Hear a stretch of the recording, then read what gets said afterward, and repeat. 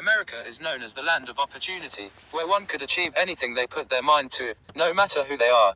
Thousands of people immigrate to the United States every year from different parts of the world to have access to these kinds of opportunities. This is what is known as the American dream. One of the many reasons America is such a great country is the diversity you see all around. America is one big melting pot of citizens from different backgrounds. America is also home to many of the world's top colleges and universities. The California Institute of Technology is a top world-ranked college that focuses highly on science and engineering. It is located in the city of Pasadena. Harvard University is another top world-ranked college that you might be familiar with. The buildings at Harvard date all the way back to the year 1636, making Harvard the oldest university in the United States. It is located in the state of Massachusetts. University of California, Los Angeles is another institute worthy of recognition. Located next to Hollywood, UCLA has distinguished itself as a prestigious and selective university due to the number of people who apply for admission throughout the United States. The universities mentioned are but a few of the many other excellent schools that make the United States so outstanding. America is also known for being at the forefront of freedom and equality. Although our history may be contradictory to these ideals, we have progressed and now live in a land of equal opportunity. Whether you wish to become a doctor, a lawyer, or a librarian, America is the best place to be at to achieve these dreams. The 4th of July is the United States' celebration of its independence from England. It is the day when the Declaration of Independence was adopted by the new country's forefathers and is a national holiday. It has been celebrated every year since 1776. Americans hold this day as one of the most revered holidays in the country. Independence Day celebrations include firework shows that are held by various organizations throughout the country. The shows are held at stadiums, recreational parks, and private homes. Additionally, many businesses have giveaways and special discounts for all residents on this day. The firework shows are best at stadiums, where they attract a large number of people. This is a recent change in the way Americans celebrate the day. In the past, most people bought their own fireworks from vendors who sell their goods in supermarket parking lots. The reason many cities no longer allow the sales or use of fireworks is because of the fire hazards they pose. This is why the large, professional celebrations, stadiums and parks have become popular in recent years. Of course, many people still celebrate at home though. There are some cities where sales and use of fireworks are still legal, and many Americans take full advantage of this. Another 4th of July tradition is the backyard barbecue. The holiday occurs in the middle of summer, and Americans love to grill outdoors to avoid the heat inside the house. Hamburgers and hot dogs are the food of choice, but steaks are also prepared often. There is nothing better than a great American meal and a cold drink celebrating the 4th of July. It is a popular holiday, and it is one that has great meaning to most Americans. The United States government is composed of 3 major sections. It is based on the Constitution of the United States of America that was put into effect in May 1789. The 3 parts of the U.S. government are the executive, legislative, and judicial branches. Each branch works independently of the other 2, and each has its own responsibilities. This system is in place to ensure that no branch can carry more power than the other. This is called the separation of powers, which was written into the Constitution. The executive branch is the branch that most Americans are familiar with. It includes the President of the United States, the Vice President, and the Cabinet. The President is the leader of the country, and is the Commander-in-Chief of the U.S. military. The Vice President is second in command, and will act as President if the President dies, resigns, or is removed from office. The Cabinet acts as agents of the U.S. President, and carry out the duties they are entrusted with.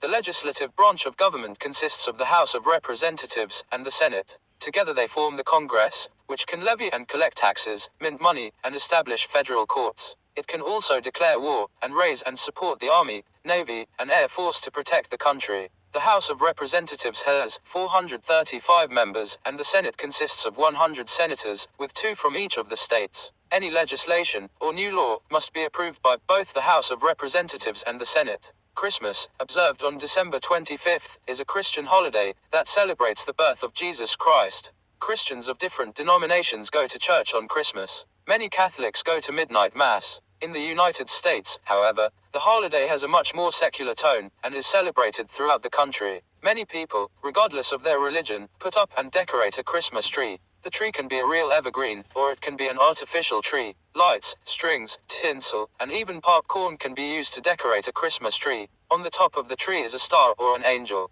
The decorations are usually red and green. The purpose of a Christmas tree is to have a central location to place gifts. According to legend, a jolly fat man with a beard, named Santa Claus, leaves presents under the tree. Children in the US often write lists of things they want Santa to bring them. Many parents bring their children to shopping malls across the country to tell a man dressed as Santa what they want. These children are often also photographed with the male Santa as a keepsake. On Christmas Eve, many children leave milk and cookies for Santa. Of course, it is the parents that buy the gifts from the wish lists, and even eat the cookies and drink the milk. On Christmas Day, children usually wake up early and run to the tree, so they can see what Santa brought them. Adults can also exchange gifts at this time. People don't just decorate a tree at Christmas. Many also elaborately decorate their homes with lights. Some of the displays are even synchronized to Christmas songs called carols. Originally these songs were religious, but now they are about the spirit of the season.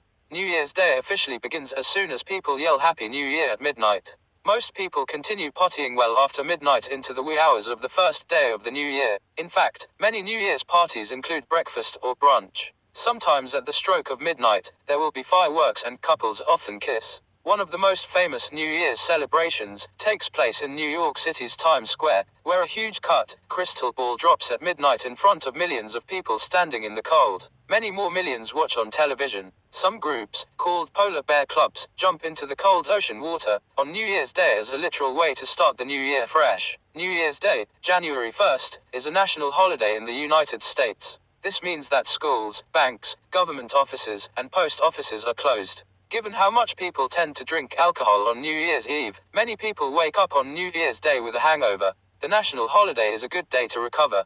Many people go out partying with their friends on New Year's Eve. Many people use New Year's Day to visit family members. New Year's Day is also when many people start on their New Year's resolutions. A resolution is a promise to change a lifestyle habit. The most common resolution is to lose weight. Many people also join gyms as part of their resolutions. On New Year's Day there are also parades, such as the famous Tournament of Roses parade in Pasadena, California, where all the floats are made of different colored roses and they compete for awards. Many people also watch college and professional football games, including the Rose Bowl, which is also held in Pasadena, California. The third Monday in January is an American federal holiday, Martin Luther King Jr. Day. It falls near the birthday of the civil rights leader, who was assassinated in 1968. King, a minister, became known for non-violently protesting the treatment of African Americans in the United States and laws that discriminated against blacks. Specifically, King protested segregation that separated blacks and whites in public restrooms, public pools, public schools, on buses, and at restaurants. King led many marches in the United States, especially in the South where segregation was especially practiced and enforced, and in Washington, D.C. His March on Washington, D.C. was perhaps his most famous one, where he gave the I Have a Dream speech. On Martin Luther King Jr. Day, federal, state, and local offices are closed, including public schools and post offices. On the holiday many people participate in marches and vigils remembering Drive King. Others use the day as a day of service and volunteer in their community, by cleaning up garbage in a local park or serving food to the homeless. However, the holiday was controversial. Some states didn't want to honor Drive King and tried to rename the holiday, or combine the day with another holiday. Only two other people have a U.S. national holiday, Christopher Columbus and George Washington. Martin Luther King Jr. Day became a holiday in 1983 after pressure from civil rights activists and marches, similar to the ones King used to lead. Efforts to create a King holiday began the same year King was killed. The first state to recognize King Day as a holiday was Illinois. The last state to recognize the holiday was Arizona. Valentine's Day, February 14th, is a holiday that celebrates love and friendship in the United States. Most people think of it as a romantic day to show the one you love how much you care by purchasing cards and gifts. Valentine's Day is also an extremely commercial holiday. People spend money on flowers, balloons, chocolate, stuffed animals, and jewelry. People also go out for expensive dinners. Valentine's Day is even celebrated by school children, who give thank you cards to their teachers. Some high schools have Valentine's Day dances. Classmates give each other little cards. These cards can be purchased at any store with famous cartoon characters. It is considered much more thoughtful to have kids make handmade cards to give to friends and teachers. Valentine's Day is also a great day to announce your love to someone like a secret crush. Some people even get married on Valentine's Day. However, you don't have to be in love to share in the festivities. You can say Happy Valentine's Day to friends and co-workers. Valentine's Day is not an official holiday, though in the US, meaning government offices and schools are open as usual. The date used to be the celebration of a saint named Valentine who allegedly saved a young girl's life. It wasn't until the Middle Ages that romance somehow got mixed in with the date and lovers would send each other handwritten love notes. Back then you couldn't just go to the store and buy a card the way you can now. You know Valentine's Day is around the corner, when stores begin to decorate with red and pink hearts and the symbol of Cupid, a winged ancient Roman god said to strike the hearts of people now. It seems Cupid goes straight after your wallet, because you will also see many more jewelry as Valentine's Day approaches. Passover is a Jewish holiday that remembers and celebrates their liberation from ancient Egyptian slavery as described in the Old Testament of the Bible. It is traditionally celebrated in the spring and lasts about a week. According to the story in the Bible, God punished ancient Egypt with 10 plagues. The last plague killed Egyptian firstborn males. Jewish people were told to mark their doors with lamb's blood, so that God would know to pass over these houses, and not kill any firstborn males inside. This is where the name of the holiday, Passover, comes from. After this last plague, the Egyptian king, known as the Pharaoh, agreed to release the ancient Jews from bondage. The Bible story also says that the Jewish people left their homes in such a rush after they were freed that they didn't have time to wait for the bread to rise. This is why at the commemorative Passover meal, Jewish people eat matzo, bread without yeast, also known as unleavened bread. The matzo and other foods are eaten at a special meal called a Seder. There are very specific rituals that happen at the Seder meal. These rituals are all in a book called the Haggadah. Inside the Haggadah is also the story of the Jewish exodus from Egypt. During the Seder meal, parts of the Haggadah are read aloud. The first part of the meal is a blessing over wine. The second part of the meal is the washing of hands. The third part of the meal is when someone dips some sort of vegetable in salt water, and then eats the vegetable. The vegetable symbolizes the humble origins of the Jewish people. The water symbolizes their tears. The fourth part of the meal is when 3 pieces of matzo are broken. Easter is a Christian holiday that celebrates the resurrection of the dead of Jesus Christ as told in the Bible. Christians are found in church on Easter. Some Christians participate in an Easter vigil or nighttime mass, sometimes held by candlelight. Easter is never on a set date. It is observed on a Sunday between the end of March and the end of April. The exact date is calculated based on a different calendar. Many public schools in the US have a week-long vacation around Easter time. Sometimes this break is called Easter or spring break. In the United States, Easter is also celebrated as a secular holiday. It is associated with the beginning of spring and symbolized by bunnies, flowers, and dyed eggs. Many children in the US believe in a fictional character called the Easter Bunny. According to the myth, the Easter Bunny leaves baskets full of candy for children. Sometimes these baskets are hidden and the children have to find them on Easter Sunday morning.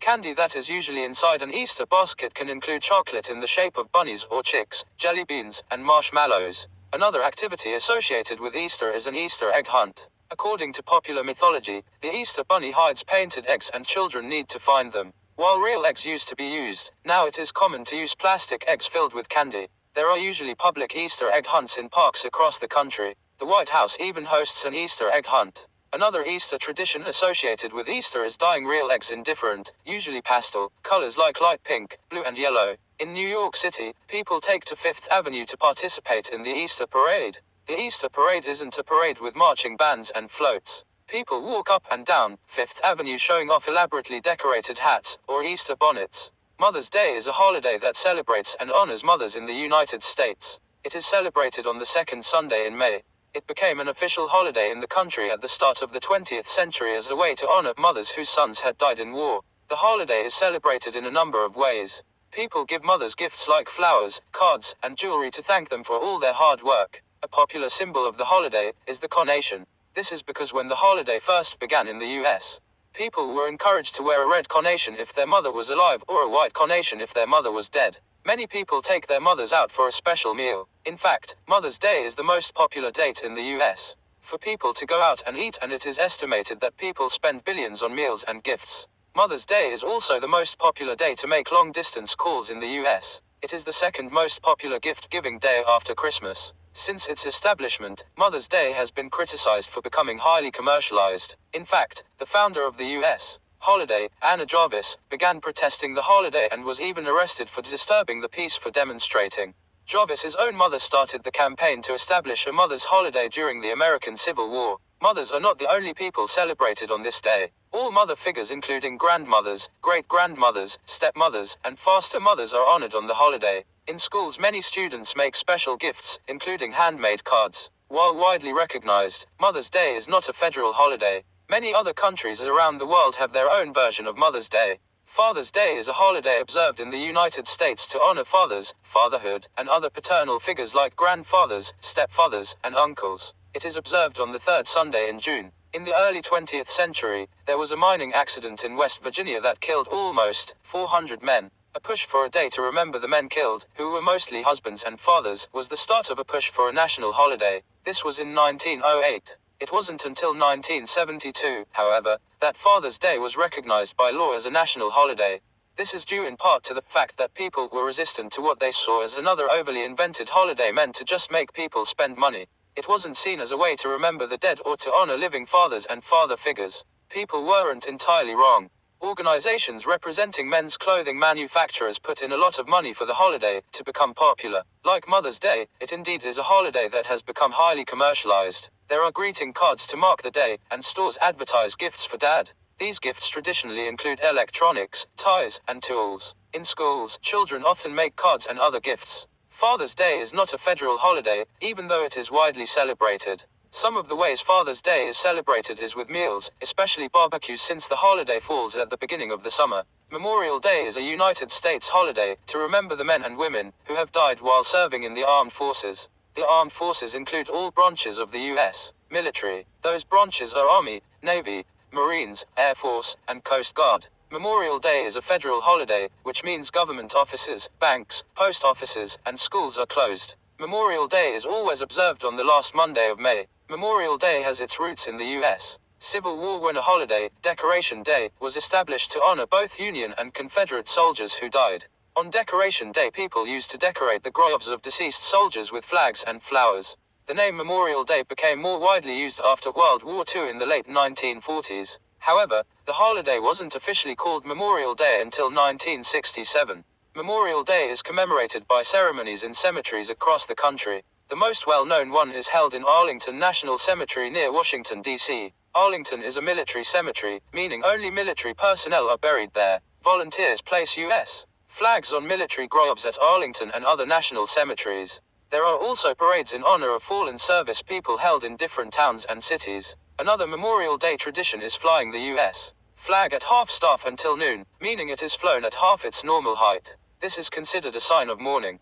The flag is raised to its full height after noon as a sign that the military will rise up despite the loss. There is also a National Memorial Day concert that takes place on the lawn of the U.S. Capitol. Memorial Day is also known as the unofficial start of the summer season. Many beaches and pools open up for Memorial Day weekend. Many people also host barbecues on Memorial Day weekend. Labor Day is observed on the first Monday of September. It is a holiday meant to honor the contributions, both economic and social, of U.S. workers. It has been an official federal holiday since 1894, meaning that government offices including post offices and schools are closed. It is also widely thought that Labor Day was created as an alternative holiday to May Day. May Day, especially in the 1800s, had become a protest day when workers marched to demand better rights and working conditions. There were often strikes that ended in violence. At the time, the U.S.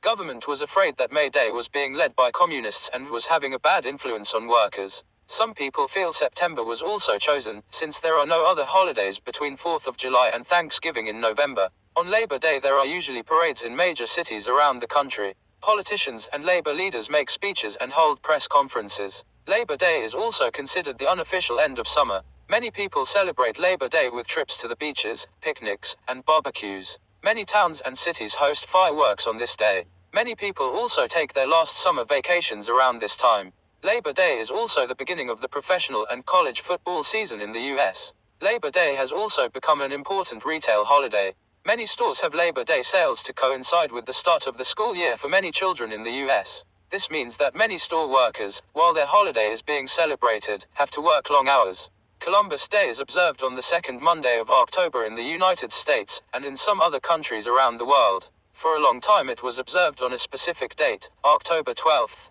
It is named after Christopher Columbus, the Italian sailor who led 3 Spanish ships to claim new lands in 1492. There is even a child's poem remembering the date. It reads, "In 1492, Columbus sailed the ocean blue." Some people say Columbus discovered North America, although not everyone agrees with this interpretation. For example, Columbus never landed on North America proper. He only got as far as to the islands in the Caribbean Sea. Columbus Day has been a federal holiday since 1937. Government offices, schools, and post offices are closed. Many Italians take the day as a day to celebrate their own ethnic heritage since Columbus was born in Genoa, Italy. Columbus's explorations, however, were conducted in the name of Spain. Major cities, like New York City and San Francisco, host large parades. Some cities, like New York City, also hold a parade celebrating the Hispanic or Latino community. Not everyone thinks Christopher Columbus should be honored. Some states like South Dakota do not observe the holiday at all.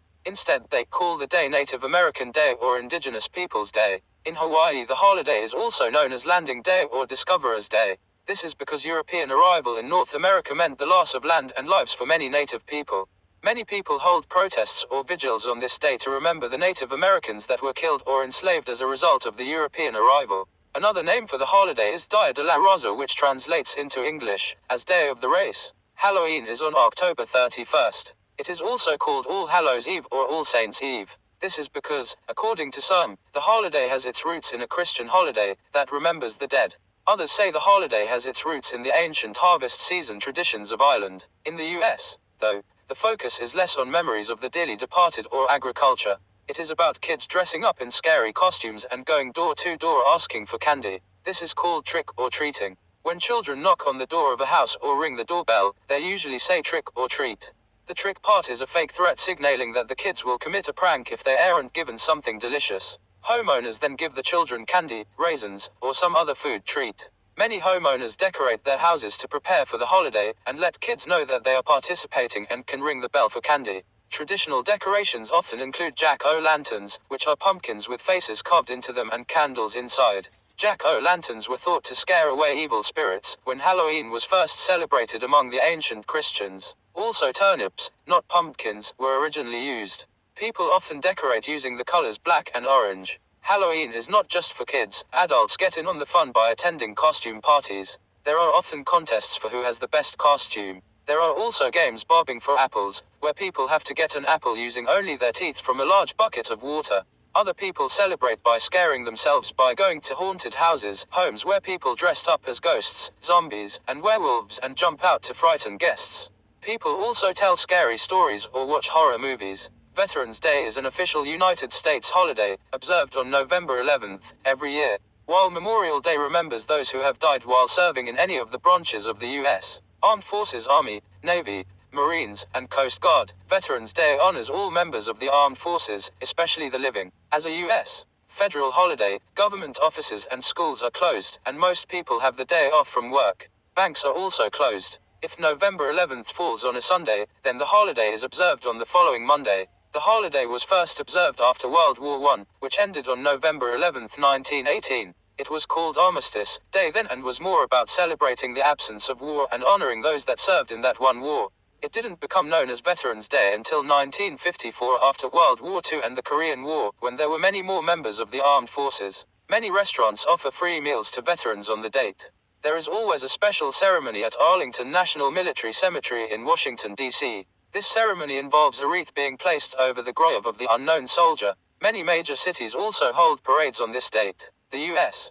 flag is usually flown at half-mast as a remembrance to those soldiers who have died, and many ceremonies observe a moment of silence for the same reason. In Canada, the holiday is called Remembrance Day. One symbol of the day is the poppy flower. The red poppy flower is said to represent or be a symbol of the blood of soldiers. Many people wear or give out poppy flowers on the day. Chanukah, which can also be spelled as Hanukkah, is an 8-day Jewish holiday. It is known as the Festival of Lights, which celebrates the dedication of an ancient Jewish temple in Jerusalem thousands of years ago. According to the Hebrew, or Jewish Bible, a miracle took place then. A one-day supply of oil miraculously lasted 8 days. The dates of Hanukkah always change, but usually occur anywhere in late November to late December. The main way people observe the holiday is by lighting a candle on a candelabra, a special candle holder with space for 9 candles on each of the 8 nights. This candelabra is called a menorah. Now there are also electric menorahs. Some people also use oil lamps. The 9th candle space is usually higher than the others and is lit on every night.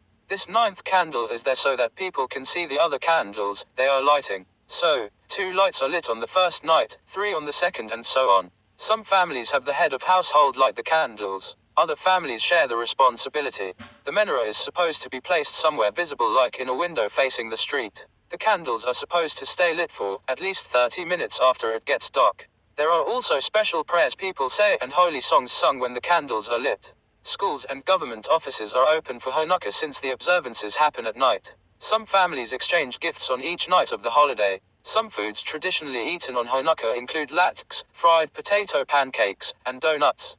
These and other fried foods are eaten because they are cooked in oil and remind people of the oil that lasted for 8 nights. Children play with a special 4-sided spinning top called a dreidel. Thanksgiving is a holiday celebrated by many people in the United States and Canada. In the United States it is celebrated on the 4th Thursday in November and marks the start of the Christmas season. Some people celebrate Thanksgiving to remember the first harvest of the Pilgrims and Puritans, groups of people from England who immigrated to North America in the 1600s. Some people recreate the first Thanksgiving and dress up as Pilgrims, Puritans, and the Native Americans who are said to have helped the new arrivals find food to survive their first winter. Most people, however, see Thanksgiving as one day a year to reflect upon what they are thankful for. Some families will sit together and take turns saying aloud what they are thankful for. An important part of Thanksgiving is families coming together. Extended family members often travel long distances to share the day with their loved ones. In the United States, Thanksgiving is the busiest travel day of the year. People travel in planes, trains, buses, and cars to share a very special meal, Thanksgiving dinner. What most Thanksgiving celebrations have in common is the food. On Thanksgiving, many families prepare large, elaborate dinners to share with friends and loved ones. Many of these dinners use ingredients associated with the fall harvest, like cranberries, potatoes, sweet potatoes, corn, and blueberries. Roast turkey is the traditional meat served. It is so common that some people call Thanksgiving Day Turkey Day. The turkey is usually served with gravy and stuffing. Pies are usually served for dessert. The most common pies served are sweet potato, apple, pecan, and pumpkin. Thanksgiving is not just celebrated in the privacy of people's homes. Every year the President of the United States pardons a turkey, saving it from becoming someone's meal. In New York City, Macy's, a department store, holds a large parade with huge balloons of various cartoon characters floating down the street. In the United States, 43 states, Washington, D.C., Puerto Rico, and the U.S. Virgin Islands, all have their own lottery. A lottery is used for states to raise money. Licensed stores sell numbered tickets, or people can pay to choose their own numbers. When you let a machine pick your numbers, it is usually called a quick pick. Many people play lucky numbers, numbers associated with birth dates or other important numbers to them. The money earned from selling lottery tickets goes to pay for schools, roads, bridges, and other public services. Once a week or more, a drawing is held where the numbers are randomly picked. If your ticket has those numbers, you could win a cash prize. There are different types of lotteries, such as Powerball, Mega Millions, and Lotto. Powerball and Mega Millions are known for their large payouts. There are also instant lottery tickets that are scratch-off cards. The winnings tend to be less money, but they are extremely popular. In the United States, you can play the lottery, or buy a ticket if you are 18 years or older. If you win, usually you have the option of being paid the entire amount in one lump sum, or of being paid smaller amounts over a number of years. Lottery winnings are taxable, meaning the amount you actually get is smaller than the jackpot number. People can buy lottery tickets or play the lottery at many convenience stores. Lotteries are also very popular since they advertise. There are many television commercials, radio commercials, and billboards urging people to play. Lotteries have been controversial since they are essentially a form of legalized gambling. There is concern that it can lead to people becoming addicted to gambling. There are also illegal lottery games, usually run by some forms of organized crime. Taxes are special fees charged by a government on the people who live in a country, state, or city. These fees help pay for public services like police, road and bridge repair, and public schools. In the United States, people have to pay national, state, and local taxes. Income tax is a tax applied to how much money a person earns in a year. There are both federal and state income taxes. These have to be paid every year by April 15th. There are special forms. The Internal Revenue Service (IRS), the government agency in charge of collecting taxes, asks people to fill out. There are tax credits that people with low income, college students, and parents can get. These credits could mean actually getting money back from the government. This money is called a tax refund. People can get both a federal and state tax refund. Anyone who works has to be taxed regardless of the immigration status. Not paying income taxes could mean a fine or even jail time. Payroll taxes are taxes that are taken right out of a person's paycheck. There are federal and state payroll taxes. These include Social Security and Medicare taxes. Social Security taxes pay for the retirement and disability benefits received by millions of Americans each year. Medicare taxes pay for the federal health insurance program that covers the elderly and the disabled. People who own houses pay property taxes. The amount paid depends on how much the property is worth. This tax is usually paid once a year. Sales tax is a tax almost everyone pays. Sales tax is a specific extra percentage charged on nearly all purchases. Everything from soap to furniture has a sales tax attached when bought. The amount of the sales tax is different across states and cities. Health insurance is one way to pay for health care. Health care includes visits to the doctor, prescription medication, and emergency services. People can pay for medicine and doctor visits directly in cash, or they can use health insurance. Health insurance usually means you pay less for these services. There are different types of health insurance. At some jobs, companies offer health insurance plans as part of a benefits package. Individuals can also buy health insurance. The elderly and disabled can get government-run health insurance through programs like Medicaid and Medicare. There are many different health insurance companies or plans. Each health plan has a set of doctors they work with. Once a person picks a plan, they pay a premium, which is a fixed amount of money every month. Once in a plan, a person picks a doctor they want to see from that plan. That doctor is the person's primary care provider. Obamacare, or the Affordable Care Act, is a recently passed law that makes it easier for people to get health insurance. The law requires all Americans have health insurance by 2014.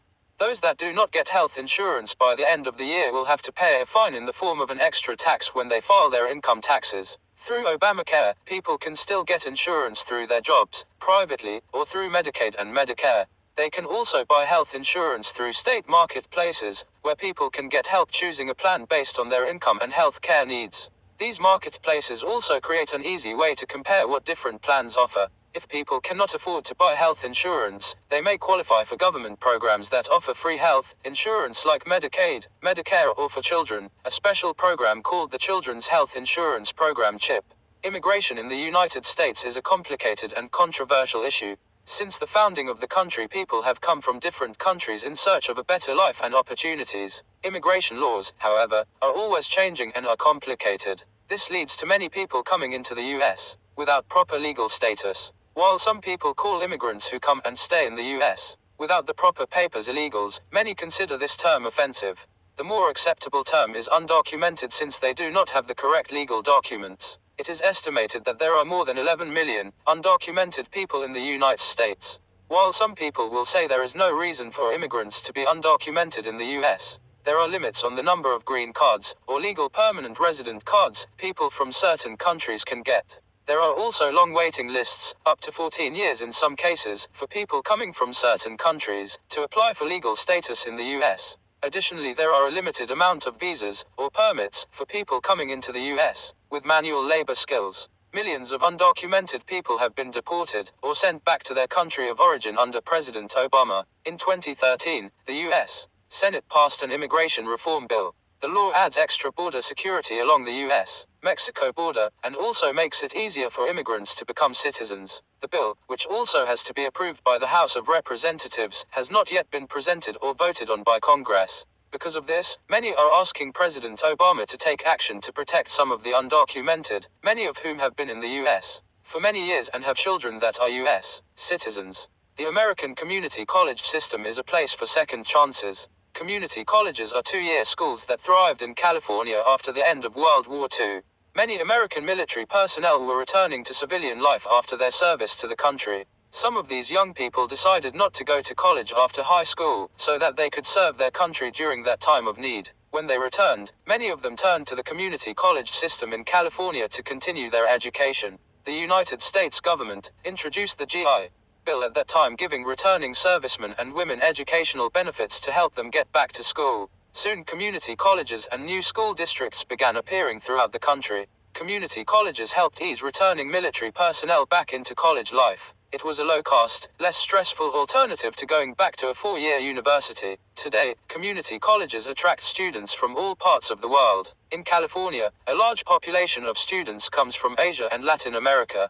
These schools provide a second chance to international students who may have experienced difficulties attending college in their native countries. American students who may have not done well academically in high school and did not enter a university can turn to community college for a second chance, too. Community colleges provide a much-needed resource for all these students. Former military personnel, international students, and high school students alike are all welcome. One of the best things about community colleges is that they accept anyone at any time. This means people who have not found what they want to do in life can try more than one area of study. If they don't like one course of study, they can always try something else. That is the beauty of community colleges. These days many people attend community colleges with plans to transfer to a 4-year college or university to get a bachelor's degree. It's kind of like a stepping stone. There are many reasons why people do this. One reason is that some community colleges have transfer agreements with private and state colleges and universities that guarantee admission. Even if a community college doesn't have that agreement of a guaranteed spot in a 4-year college, it has articulation agreements with 4-year schools. These agreements tell you exactly what classes a student in a community college needs to take in order to be able to transfer. These agreements make sure that students don't waste time taking classes that won't transfer. Most of these classes one needs to take before transferring are general education classes, like math and English. Another reason why many students start their undergraduate degree at a community college is a financial one. A 4-year college or university is much more expensive than a 2-year college. This is especially true for immigrant students who don't qualify for financial aid, loans, or scholarships. Also, community colleges tend to offer more evening classes so they can accommodate people who have to work while attending school. They are also a good option for older students with families who need a more flexible schedule while taking care of children. Community colleges also tend to be commuter schools, meaning people don't have to live on campus in dorms. Attending a community college means you can still live at home with your parents, which can save the family a huge amount of money. If a student didn't do well in high school, a community college would provide him or her with another opportunity to enter a 4-year university. Community colleges offer many classes to help students develop their math and writing skills. When you attend a 4-year college, you are expected to have those skills already.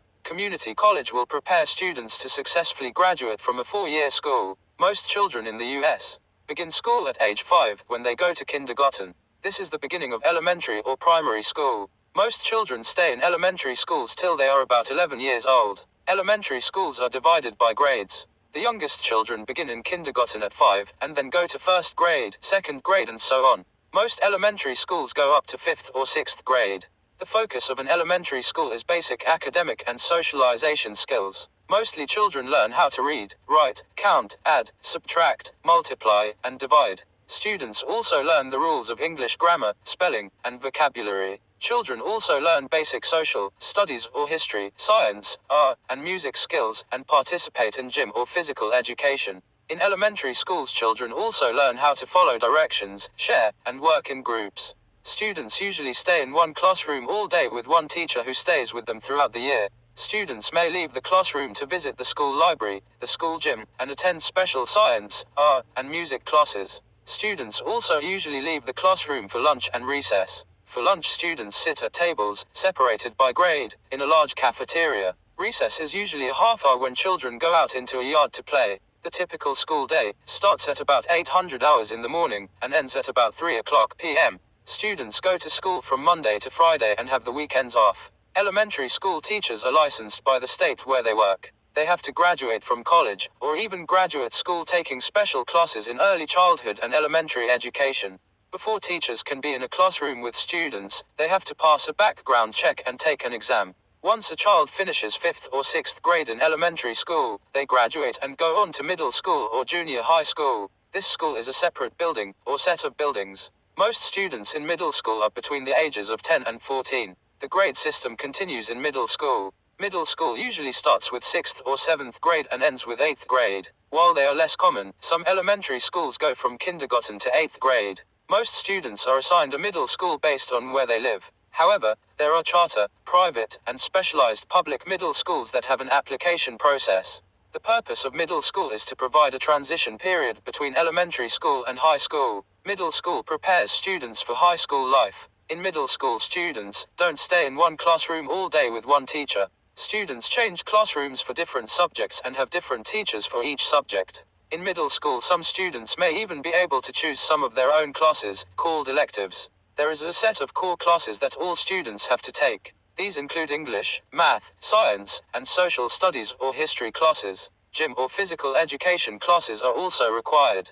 A common feature of middle school is a homeroom, which is a classroom students visit at a scheduled time, once a day or once a week. A homeroom teacher takes attendance and makes announcements of things students need to know. The homeroom also helps students feel like there is one common place, and one common teacher they see regularly. This is to help with the transition from elementary school to secondary school. Once a student finishes middle school, they have a graduation ceremony and go to a high school assigned to them, or a high school they picked. After middle or junior high school, US, students go to high school. Going to school is free in the United States, including high schools. Students do not need to pay tuitions, and even textbooks and lunches are free. Of course, we are talking about public schools. If parents choose to send their kids to private schools, they need to pay very expensive tuitions. High school is the last 4 years of school that students in the US are required to attend by law. High school students are divided by grades. It begins at 9th grade and finishes with 12th grade. Some high schools, even public high schools, have admission exams or an application process. Public schools admit students based on where they live. In order to successfully complete high school, students have to complete a series of core classes including math, English, science, history, a foreign language, and gym or physical education. Students usually can also choose to take electives or specialized courses in a subject that interests them. Some high schools in the US have exit exams that students are required to pass in addition to completing their courses in order to graduate and earn a high school diploma.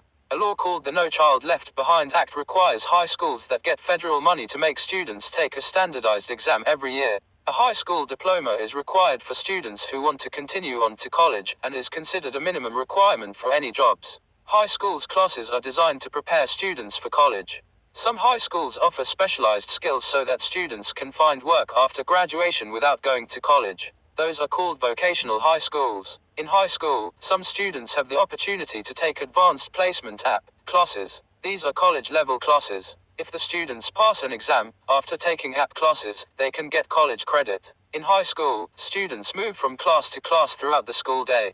Not every parent looks forward to the day when their child goes off to school. In fact, some parents are not sending their students to school at all. Instead, they are choosing to teach their children at home. This is called homeschooling. Parents, caregivers, or private tutors educate children individually at home instead of sending them off to be formally educated in public or private schools. In the US, only about 3% of children are homeschooled. There are many reasons why some parents choose to homeschool. One reason is that some parents do not feel their children are safe in school because of bullying and a growing trend of police in school. Other parents want their child's education to be based on their religion or moral beliefs. Yet other parents feel like their education in school is not good enough. Homeschooling is also seen as a choice for families that live in rural areas and families that travel, like actors. There are many different ways to homeschool, and homeschooling allows parents to customize lessons based on their children's needs. Families can purchase textbooks to use or create their own materials. Some parents follow a philosophy called unschooling, which allows a child to determine when and how they want to learn based on their natural curiosity. Some worry that homeschooling means students won't have opportunities to socialize. To answer this concern, some families have created cooperatives, where a group of homeschooled students will learn and play together and participate in activities that would normally happen in school like field trips and prom. Being homeschooled doesn't mean a student cannot go to college. Most colleges accept homeschooled students. It is important, however, for parents and students to create a portfolio or proof of what has been learned. When parents send their children to school, often they don't know what happens day to day. Parents rely on what their children tell them about how they are doing and what they are learning. Generally, schools will host parent-teacher conferences at least twice a year. Parent-teacher conferences are short meetings between parents and their children's teachers. Usually parent-teacher conferences are held when teachers give out a student's grades for the term. The parent-teacher conferences give teachers an opportunity to let parents know how their child is doing. A teacher will let a parent know the student's strengths and bring to the parent's attention any problems with grades or behavior. The meetings also offer parents the opportunity to ask questions and see what their child is learning. When it is almost time for parent-teacher conferences, the school will send parents a note and usually give them an appointment time. There are appointments during the day and in the evening. Evening appointments are used for parents who work during the day. Parent-teacher conferences do not last very long. Normally they do not last longer than 10 minutes. This is why it is important for parents to make sure they arrive at their appointments on time and come prepared with questions. If a parent needs more than 10 minutes, he or she should try to schedule another meeting with the teacher. Keeping a teacher for more than 10 minutes when there are parents waiting is disrespectful. Most children do not go along with their parents to the meetings. This allows both the parent and teacher to talk honestly about the child's progress without making the child feel bad. Usually a teacher will offer advice to the parent on how to support their child's education. Public schools are available for kids from kindergarten through 12th grade free of charge. However, many families choose to pay for their children's primary and secondary education by sending them to private schools. There are many different types of private schools and many different reasons why parents send their kids there. Some private schools are military type and yet others are boarding schools where students live on campus. Some private schools are affiliated with a certain religion. These schools teach a specific faith's beliefs and traditions as well as the regular academic subjects. There are schools run by Catholics, Protestants, Jewish people, Muslims, and Orthodox Christians. There are also private schools that specialize in teaching disabled students. Some parents choose private schools because they feel that they offer a better education than public schools. Others choose private schools because they offer a different type of curriculum. Waldorf schools, for example, only let children play and use items made of natural materials. Private schools are also called independent schools or non-state schools because they are not run by local, state, or national governments. They can pick what students to go to their schools. They do this through admission examinations and interviews. There is often an admissions application. Some private schools accept anyone who can pay tuition to send their children there. Some schools charge up to $45,000 a year. Private schools charge tuition because they do not get any money collected from local, state, and national taxes. Some private schools offer a limited number of scholarships to help pay for school. Many of these scholarships are need-based, meaning for students who can't afford the tuition. Other scholarships are offered for students with very good grades or for students that have a talent in a sport or art. California is the largest state in the United States of America. It is home to more than 10% of the country's total population. It also has the largest education system in the country. The college and university system is divided into 4 parts. Those parts are the University of California system, the California State University system, the community college system, and private institutions. The ARC system has more than 230,000 students at its 10 campuses. It is considered the more prestigious system in the state. It includes top universities like UC Berkeley and the University of California, Los Angeles UCLA. Both schools rank in the top 25 universities in the country, with Berkeley in the top 10. A degree from the UC system is highly sought, and the academic standards are higher than the other systems. They are also more expensive. The California State Universities counts 23 universities in its system. It is a diversified system that includes 2 polytechnic universities and a maritime university. These schools offer vocational and maritime education, but also offer traditional academic programs. The system's enrollment is approximately 450,000 students, with about 45,000 faculty members. The California Community Colleges system is the largest systems of higher education in the state and the world. It boasts 112 campuses and serves approximately 2,400,000 students. It offers transfer degrees, vocational training, and associate's degree programs. California is also home to a large number of privately owned and operated schools. These schools have no ties to the state school system, but some do accept transfer students from community colleges. The most notable and prestigious schools in the state are Stanford University, in Palo Alto, and the University of Southern California, in Los Angeles. Driving in the U.S. can be confusing not just because of all the rules and laws that drivers must follow, but also because of driving customs. Many people in the U.S. are really dependent on their cars to get to work and school. In fact, most American workers spend an hour driving to work each day. In order to drive in the U.S., you have to go to your local Department of Motor Vehicles first and take a written test to get your learner's permit. If you pass this test, you can practice driving, so you can pass a road test and get your license. The Department of Motor Vehicles or DMV has free booklets you can go and get to study for your learner's permit. You can also access the information online and even take a practice written exam. To prepare for the road test, you can have a friend teach you to drive or pay to take classes at a driving school. You cannot, however, practice driving by yourself. If you are caught driving with only a learner's permit, you can get into trouble with the law. Once you get your driver's license in one state, you can use it to drive in all of the United States. Wherever you drive, you will see signs posted along the road indicating the speed limit. These numbers are not a suggestion. Generally, you can drive faster on a highway than on local streets. Local police use special equipment to detect your speed. If they detect you are speeding or driving over the speed limit, police can stop you and give you a ticket. You will have to pay a fine, and some of the fines are more than $100. The lines painted on the road are not just to keep cars in their lanes. They send a message. For example, a double solid yellow line means that it is against the law to pass another car here, to pass another car here. Each New Year's Day, the city of Pasadena, in California hosts a celebration to welcome the year with a series of events that includes the Rose Parade. The parade takes place in the center of the city on Colorado BLVD, and features numerous floats, marching bands, equestrian teams, celebrities, and honorees. It is the most popular parade in the country. It has spawned several other New Year's Day parades throughout the country. In Miami, it's the Orange Bowl Parade. In New Orleans, it is the Sugar Bowl Parade. In Arizona, it's called the Fiesta Bowl Parade. However, the Rose Parade is the oldest and best parade. Many people like to camp out in tents or in sleeping bags the night before to get the best locations to view the Rose Parade. To brave the cold weather, some people bring portable heaters to keep them warm. It can get into the low 40s at night in Pasadena during the winter, so many people dress warm for the occasion. Food is another big feature at the parade celebration on New Year's Eve. People bring their portable grills to cook their favorite outdoor meals right on the sidewalk. The rich aroma of the grilling food fills the night air, and most people are willing to share their food with other overnight campers. It is fun to sample different dishes from other grillers. As night turns into morning, there is still electricity in the air. People are excited about the start of the parade, which begins at 8 a.m. sharp.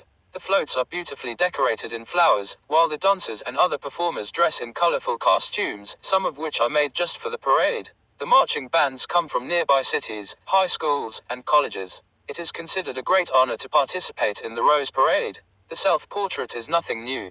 Painters and photographers have always used themselves as subjects. Today, however, almost everyone walks around with a camera in his or her pocket. This is because most cell phones have cameras on them. The fact that most people have cell phone cameras with them all the time has led to the rise of the selfie. A selfie is a self-portrait usually taken with a cell phone. Since the pictures are usually taken on a cell phone, many people tend to share these photographs with friends and even strangers on different social networking websites. Some of the popular social networking platforms people use to share selfies include Instagram, Snapchat, and Facebook. People usually take selfies when they are engaged in normal day-to-day activities. They take selfies of their commutes to work or school. People take selfies of themselves eating. Other people take selfies to show what they are wearing or whom they are hanging out with. The most common way to take a selfie is by holding a cell phone at arm's length. Some people take selfies by taking a picture of their reflection in a mirror. In these pictures, you can usually see the phone the person is taking a picture with. Selfies taken using a mirror often are taken in a bathroom, which some people think is offensive. The bathroom is a very private place, not a place to take pictures. Some people think that selfies are a sign that people are becoming vain or superficial. It is not often that people take pictures of themselves that make them look bad. When people take pictures of themselves, they usually are trying to present themselves in the best light. However, some people use selfies to show what they really look like. Some people are trying to challenge stereotypes of what makes someone attractive. In US cities like New York City and Los Angeles, many people live in small apartments. Despite not having homes with big yards, some apartment dwellers still seek the companionship that domesticated animals like dogs and cats offer. Some people feel that having a pet, even in a small space, is good for teaching children responsibility. However, many landlords forbid tenants from having pets, specifically cats and dogs, because of the damage the animals can do to carpets. Some landlords even forbid birds because of the noise they make. Many landlords charge an extra fee, known as a pet deposit, to tenants who want to keep pets. This is to pay for repairs or cleaning caused by the pet. Many times apartment dwellers will choose animals, like fish, hermit crabs, guinea pigs or hamsters, that make little noise, little mess, and won't chew up the furniture. Other people keep lizards as pets, since they don't require much space and can be kept in small cages or tanks. Another benefit of these smaller pets is that they don't need to be walked. However, some people who live in apartments have pets that are not so ordinary. Some of these less than ordinary pets include mammals like hedgehogs, amphibians like frogs, and spiders like tarantulas. Not all exotic pets are legal though. In order to maintain public safety, some cities and states have laws banning specific animals as pets. New York City, for example, bans people from keeping ferrets, snapping turtles, pythons, and scorpions as pets. It seems unlikely that a family would have a polar bear named Fluffy or a whale named Bubbles as a pet. New York City has specific laws banning these wild animals from residences. These laws exist for a good reason. In 2003, a man in a Manhattan apartment was discovered to have a 350-pound Bengal tiger as a pet. A wake is when people go to a deceased person's home or a funeral parlor to pay their last respects. A funeral parlor is a place where the preparation of the corpse for burial takes place. Part of the preparation can be dressing the deceased, doing their makeup, and placing them in a coffin for people to see. Some people do have a closed casket wake, where you can't see the dead person. Some people are not even choosing coffins for their dearly departed loved ones. In the United States, more and more families are choosing not to have traditional wakes. There is a recent trend of people having non-traditional wakes with the deceased person posed doing something they loved doing when they were alive. For example, a family in New Orleans had their dead loved one posed at a table with a cigarette between her fingers and a can of beer. One funeral home in Puerto Rico has become famous for its non-traditional wakes. It all started in 2008, when a family asked for their dead loved one to be propped up against the wall of their home for the wake. When a paramedic died, his family had his dead body in the driver's seat of an ambulance. Another family had a man propped up in a fake boxing ring for his wake. One dead man was posed on top of his motorcycle. Recently, a grandmother was posed sitting in her rocking chair. These non-traditional wakes have their critics though. Some people think they are disrespectful. They think of death as a solemn and sad occasion, not a time to pose the dead as if they were toys. Fans feel it helps them remember the dead as they were when they were alive. It is very common to see homeless people on the streets of Los Angeles. This is a problem that has persisted in the city since the beginning of the 20th century.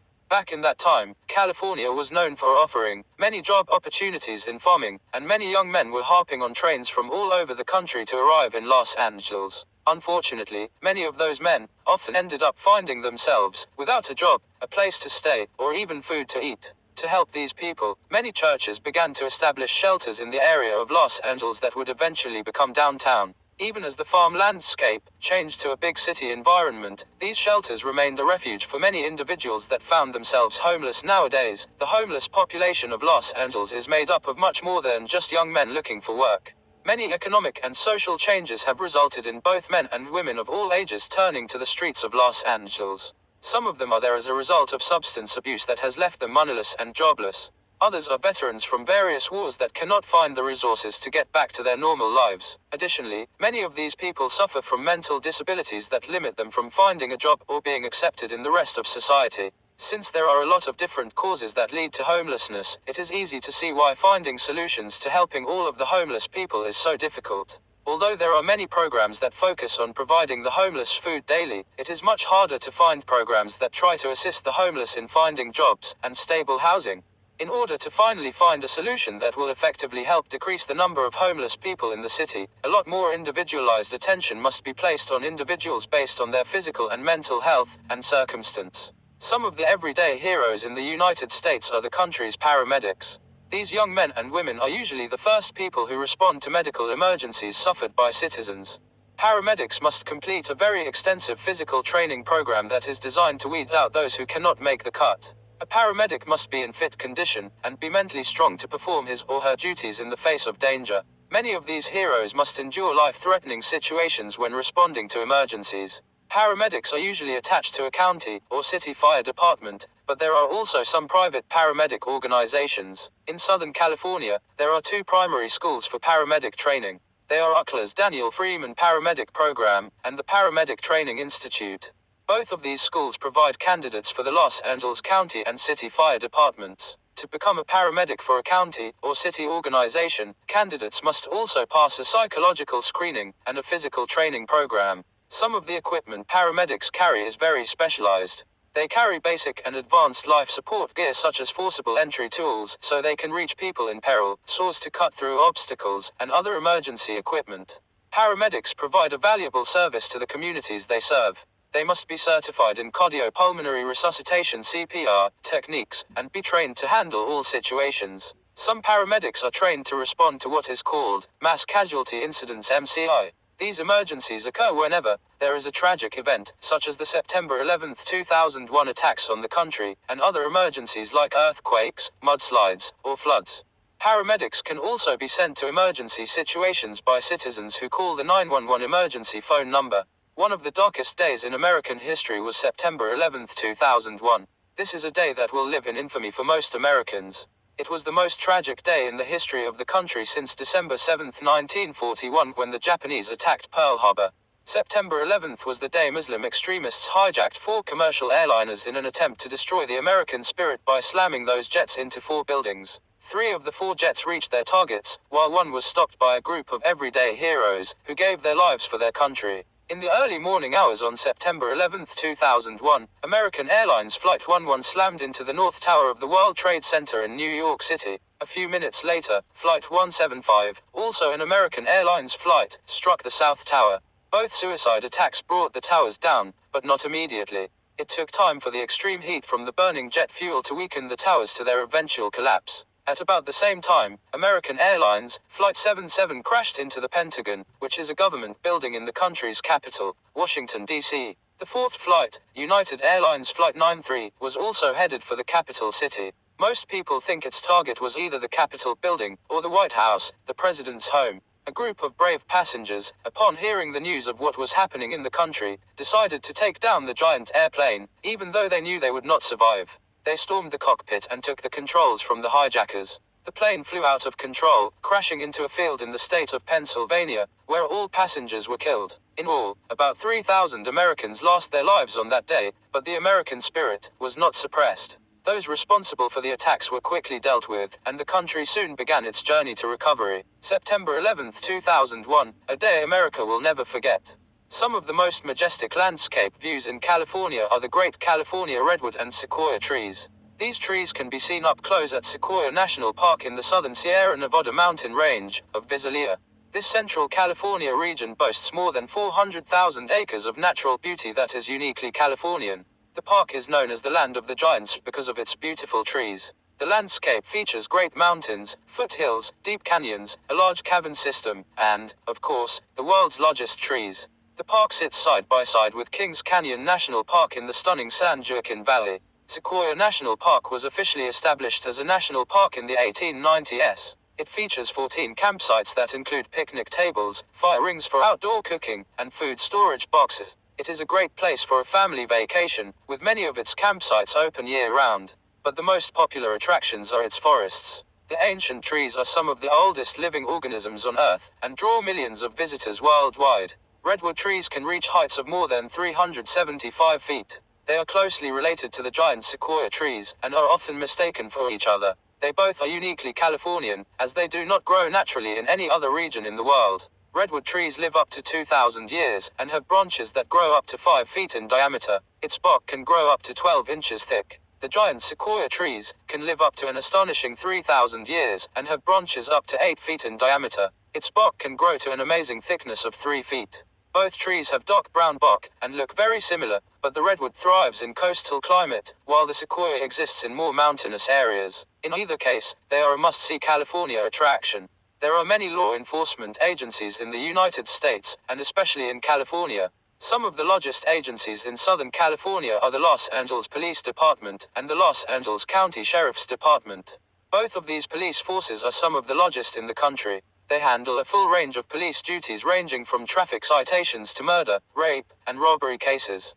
There are also a number of smaller police agencies operating side by side with the LAPD and LA County Sheriff's Department. Cities, such as Monterey Park, have their own police force, while smaller cities depend on the Sheriff's Department for their law enforcement needs. Because of the unique nature of the state, California created the California Highway Patrol. The CHP, as it is usually called, is a police agency that is entrusted with patrolling the vast number of freeway miles that exist in California.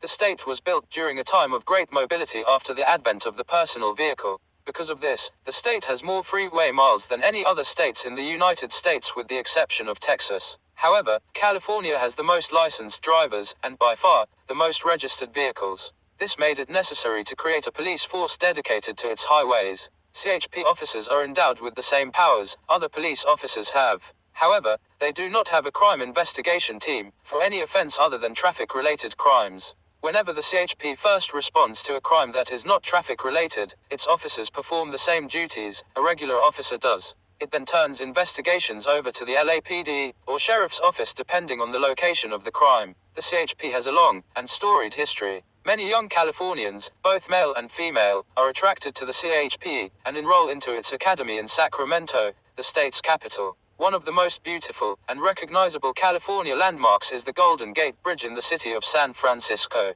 The bridge spans the San Francisco Bay and is part of a network of 5 main bridges that cross the bay in the San Francisco and Oakland area. The region with its bay has one of the most breathtaking views in the world, and part of which is the historic Golden Gate Bridge. It is perhaps the most iconic and recognizable landmark in the entire United States. Construction on the bridge began in 1933, while the country was deeply mired in the Great Depression. Many people think the bridge was, in large part, responsible for the country's economic recovery, because of the number of workers employed. The material used to build the bridge also contributed to the manufacturing, distribution, and transportation.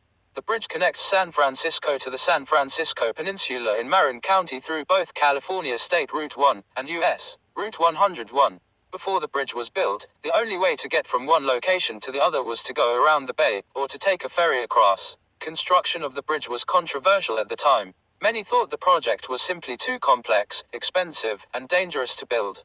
The construction plan approved concentrated on safety for the workers who would be involved in the construction, and it worked well until February 17, 1937. Remarkably, only one worker had died up to that date, but on that date, a scaffolding collapsed, killing 10 men in the tragic accident. The bridge was completed later that year, and has been in use ever since. It is one of California's great landmarks, with people from all over the world drawn to see it. One of the most historic and significant landmarks in the United States is the San Francisco cable car system. It is the world's only manually operated cable car system. It is run by the San Francisco Municipal Transportation Agency. The system dates back to 1878, when the California Street Line first opened. In all, there are 3 lines currently operating in the city, and boasts a fleet of 12 cable cars.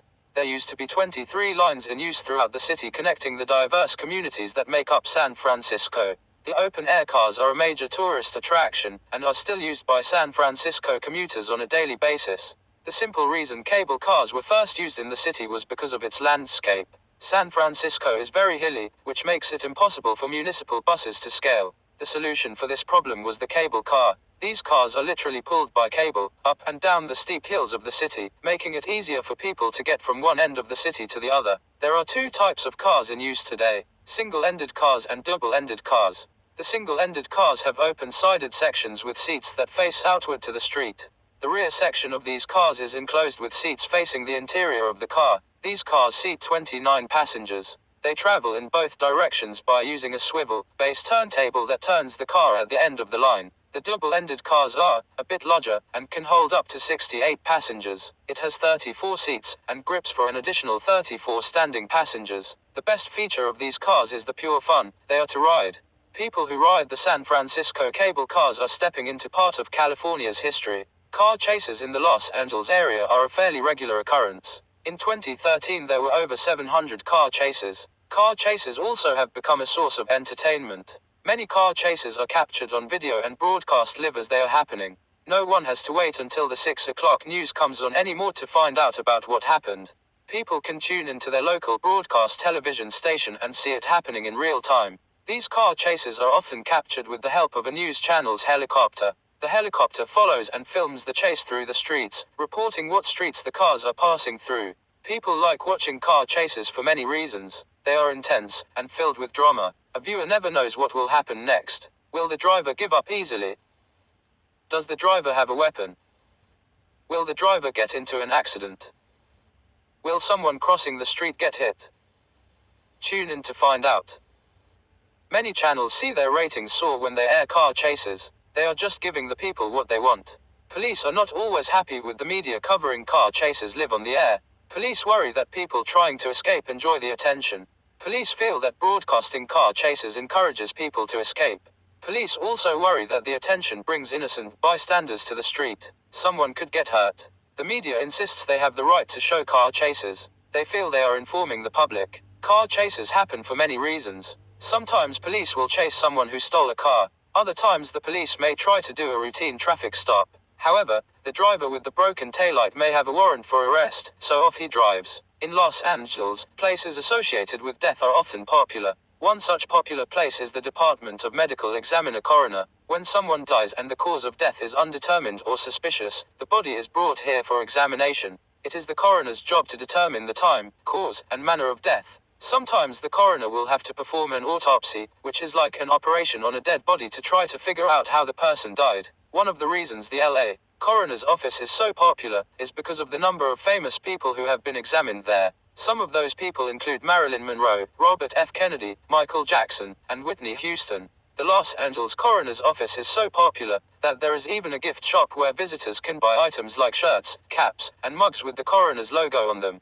One t-shirt people can buy even says, "Our bodies of work speak for themselves." They even sell beach towels with body outlines. The store is open 5 days a week. They also have a website and a paper catalog for those who are not close enough to visit. The coroner's office claims the purpose of the store is to tell people how fragile life is and to create awareness and responsibility toward one's actions. Some people feel that having a store in the same place where dead people are is disrespectful. There have been a number of television shows about the LA coroner's office. Some of these are reality TV shows featuring what workers really do there. An example is called Death Detectives. Other shows are fictional like Quincy M.E. The M.E. stands for medical examiner, the person who performs the autopsies. On one of New York City's most famous avenues, Fifth Avenue, is Museum Mile. Museum Mile is a 23-block stretch that holds some of the most famous museums in the world. Museum Mile begins at 85th Street and 5th Avenue with the massive Metropolitan Museum of Art. Inside is thousands of years' worth of art and artifacts. A visitor can visit an entire Egyptian tomb, sit in a Japanese-style garden, view Renaissance paintings, and ancient Greek and Roman sculptures. There is even a gallery featuring musical instruments. In the summer, there is a rooftop garden where there are spectacular views of the city, especially of Central Park. The Guggenheim, on 88th Street and 5th Avenue, looks a little bit like a snail's shell from the outside. When it opened in the 1950s, the swirling architecture, designed by Frank Lloyd Wright, was thought to be ugly by many. This museum focuses on modern art, but sometimes features special exhibits like one they had a few years ago of ancient Mexican ruins. The National Academy Museum and School of Fine Arts on 91st Street and 5th Avenue is the city's oldest art school, dating back to 1825. The Jewish Museum on 93rd Street and 5th Avenue tells 4,000 years worth of Jewish history. Up 10 blocks on 103rd Street and 5th Avenue is the Museum of the City of New York, showcasing the history of the Big Apple from its colonial start. 1 block up on 104th Street and 5th Avenue is El Museo del Barrio. This museum started as a space to reflect the city's large Puerto Rican migrant community. Now it features exhibits focusing on art from all over Latin America. Across the avenue is the Central Park Conservatory Garden, with a fountain that has a sculpture of 3 dancing life-size women. The Empire State Building may be the most famous building in New York City. It is called the Empire State Building because New York State is called the Empire State. It is 1,454 feet tall. Many people think it is the tallest building in the world. This was true when it was built in 1931. In 1970, when the World Trade Center was built, that became the tallest building. Now, the Empire State Building is the 4th tallest building in the US, and the 23rd tallest in the world. Inside the building is mostly occupied by offices and stores. People can go to the top of the building, where there is an observation deck. From the top there are beautiful views of New York City, especially at night. Most people take one of 73 elevators to the top.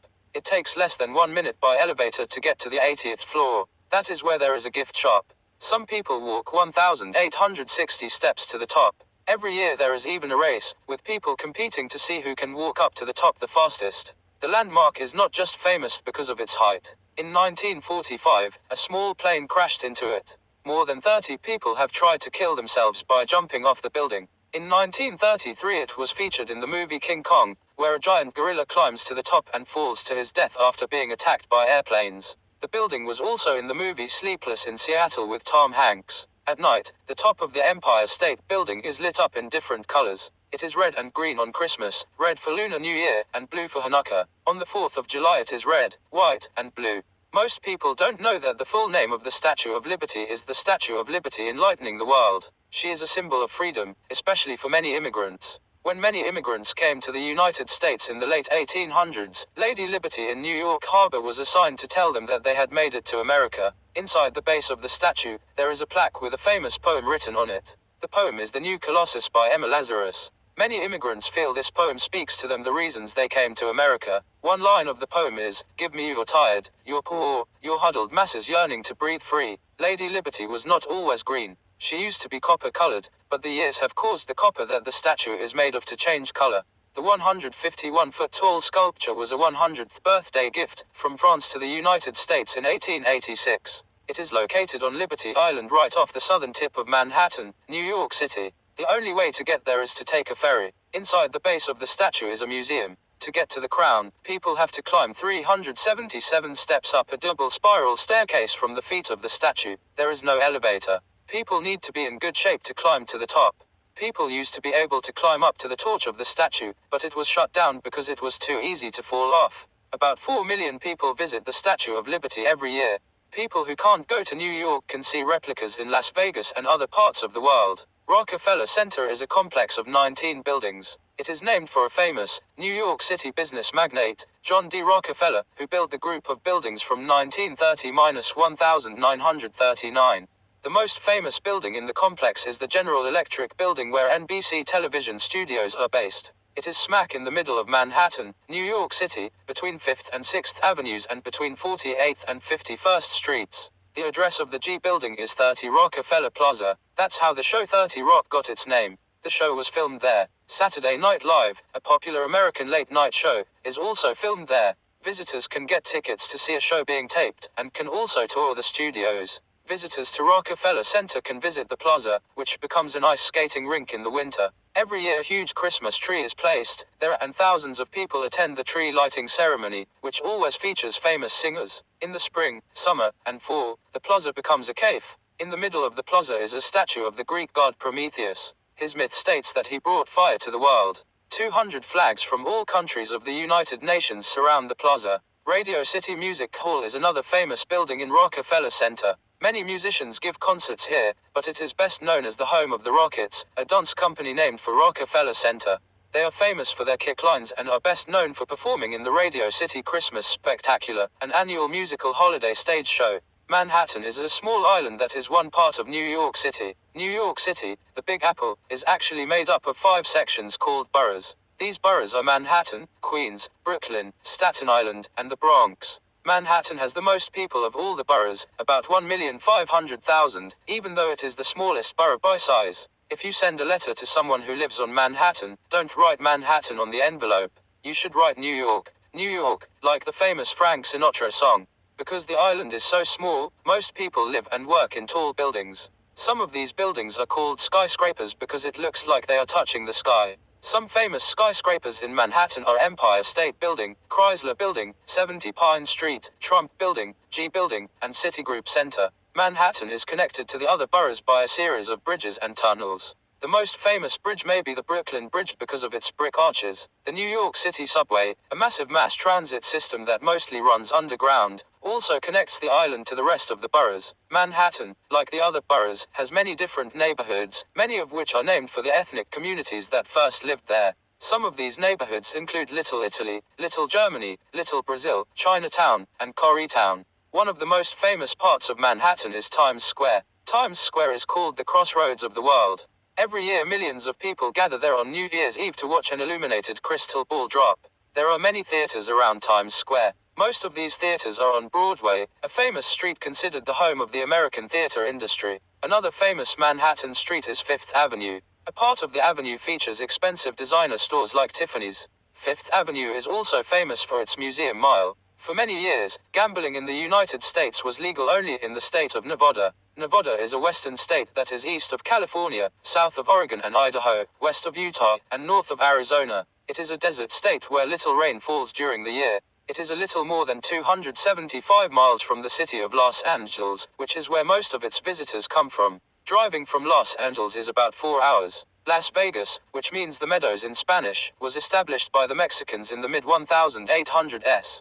Much of what is now the southwestern part of the United States was then part of the Mexican Empire. The city was a railroad town established in 1905, and the first legal casino appeared in 1931. Las Vegas is now a gambling town, where people from all over the United States come to vacation. Its population is under 2 million, making it the 30th largest city in the country. Its original population in 1905 was only 5,000. Much of the city's growth is due to the gambling industry. Many states have since legalized gambling, including New Jersey and California, but Las Vegas remains the #1 tourist city for gamblers in the US. Today some of its largest and most beautiful hotels include Bellagio, Flamingo, Caesars Palace, Treasure Island, Mandalay Bay, and Wynn. These hotels are on Las Vegas Boulevard, which is commonly called the Strip. With its nearly year-round sunshine, beautiful casinos, and variety of gaming options, Las Vegas remains the best location for gambling in the US. Mr. Rogers' Neighborhood was one of the most successful and well-liked children's show in the history of public television. Public TV differs from the more common commercial television in that it is not funded by advertising revenue. Public television is a network of television stations throughout the country that is dedicated to bringing alternative programming to the people of the United States. Mr. Rogers' Neighborhood ran from February 1968 through August 2001, and was hosted by the show's namesake, Fred Rogers. It was a half-hour children's show that featured the popular Rogers as host. It is often referred to as the Mr. Rogers Show. Rogers began his show in 1953 on a PBS station in the northeast part of the country as the Children's Corner. He performed as a puppeteer, and it was aired on live television. There Rogers developed many of the characters that would become famous as his show progressed. In 1967, his show went on the national TV stage, and remained there until 2001. Rogers' style and calm demeanor made him an instant celebrity who was well liked by both children and adults. In his early life, Rogers studied to become a Presbyterian minister, but didn't like how children's programming was being presented. He began writing children's songs, and soon began his own local show on public television. During the next 3 decades, Rogers became a true American icon through his show. His great compassion, morality, and patience were possibly his most liked characteristics. Rogers was not only a great TV personality, he was also a human rights advocate. He received the Presidential Medal of Freedom, as well as the Peabody Award for Meritorious Public Service. Rogers was inducted into the Television Hall of Fame, and has received approximately 40 honorary degrees. The Cinco de Mayo, or 5th of May, is a holiday celebrated by Mexicans in the United States. Before 1776, much of the southern and western states, such as Texas, New Mexico, Colorado, Nevada, Arizona, and California were part of Mexico. Following the war between the U.S. and Mexico in the 1800s, these states became part of the United States, but there still remained a very large Mexican population. The Latino population is the largest single ethnic group in the country. It accounts for 17% of the nation's population, and 63% of those Latinos are of Mexican origins.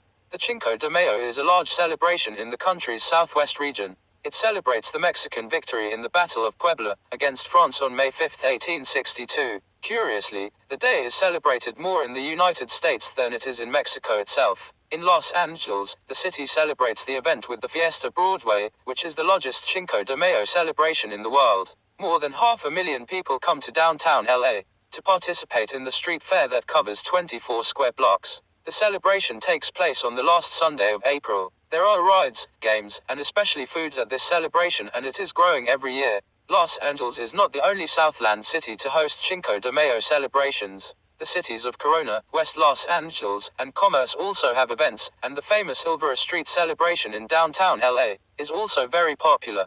One of the most unique Cinco de Mayo events takes place in the Hancock Park district of Los Angeles. It is called the Cinco de Mayo. This celebration is an annual charity event that began in 1999. It is a private party that benefits the homeless by providing shelter and support. Cinco de Mayo is a truly American celebration. On December 7, 1941, the United States of America was attacked by the Imperial Japanese Navy at Pearl Harbor, Hawaii. The surprise attack was intended to destroy the American Pacific Fleet that stood in the way of Japan's complete domination of the Pacific Ocean during the 1940s. The attack was coordinated with attacks in the Philippines, Malaysia, Singapore, and Hong Kong.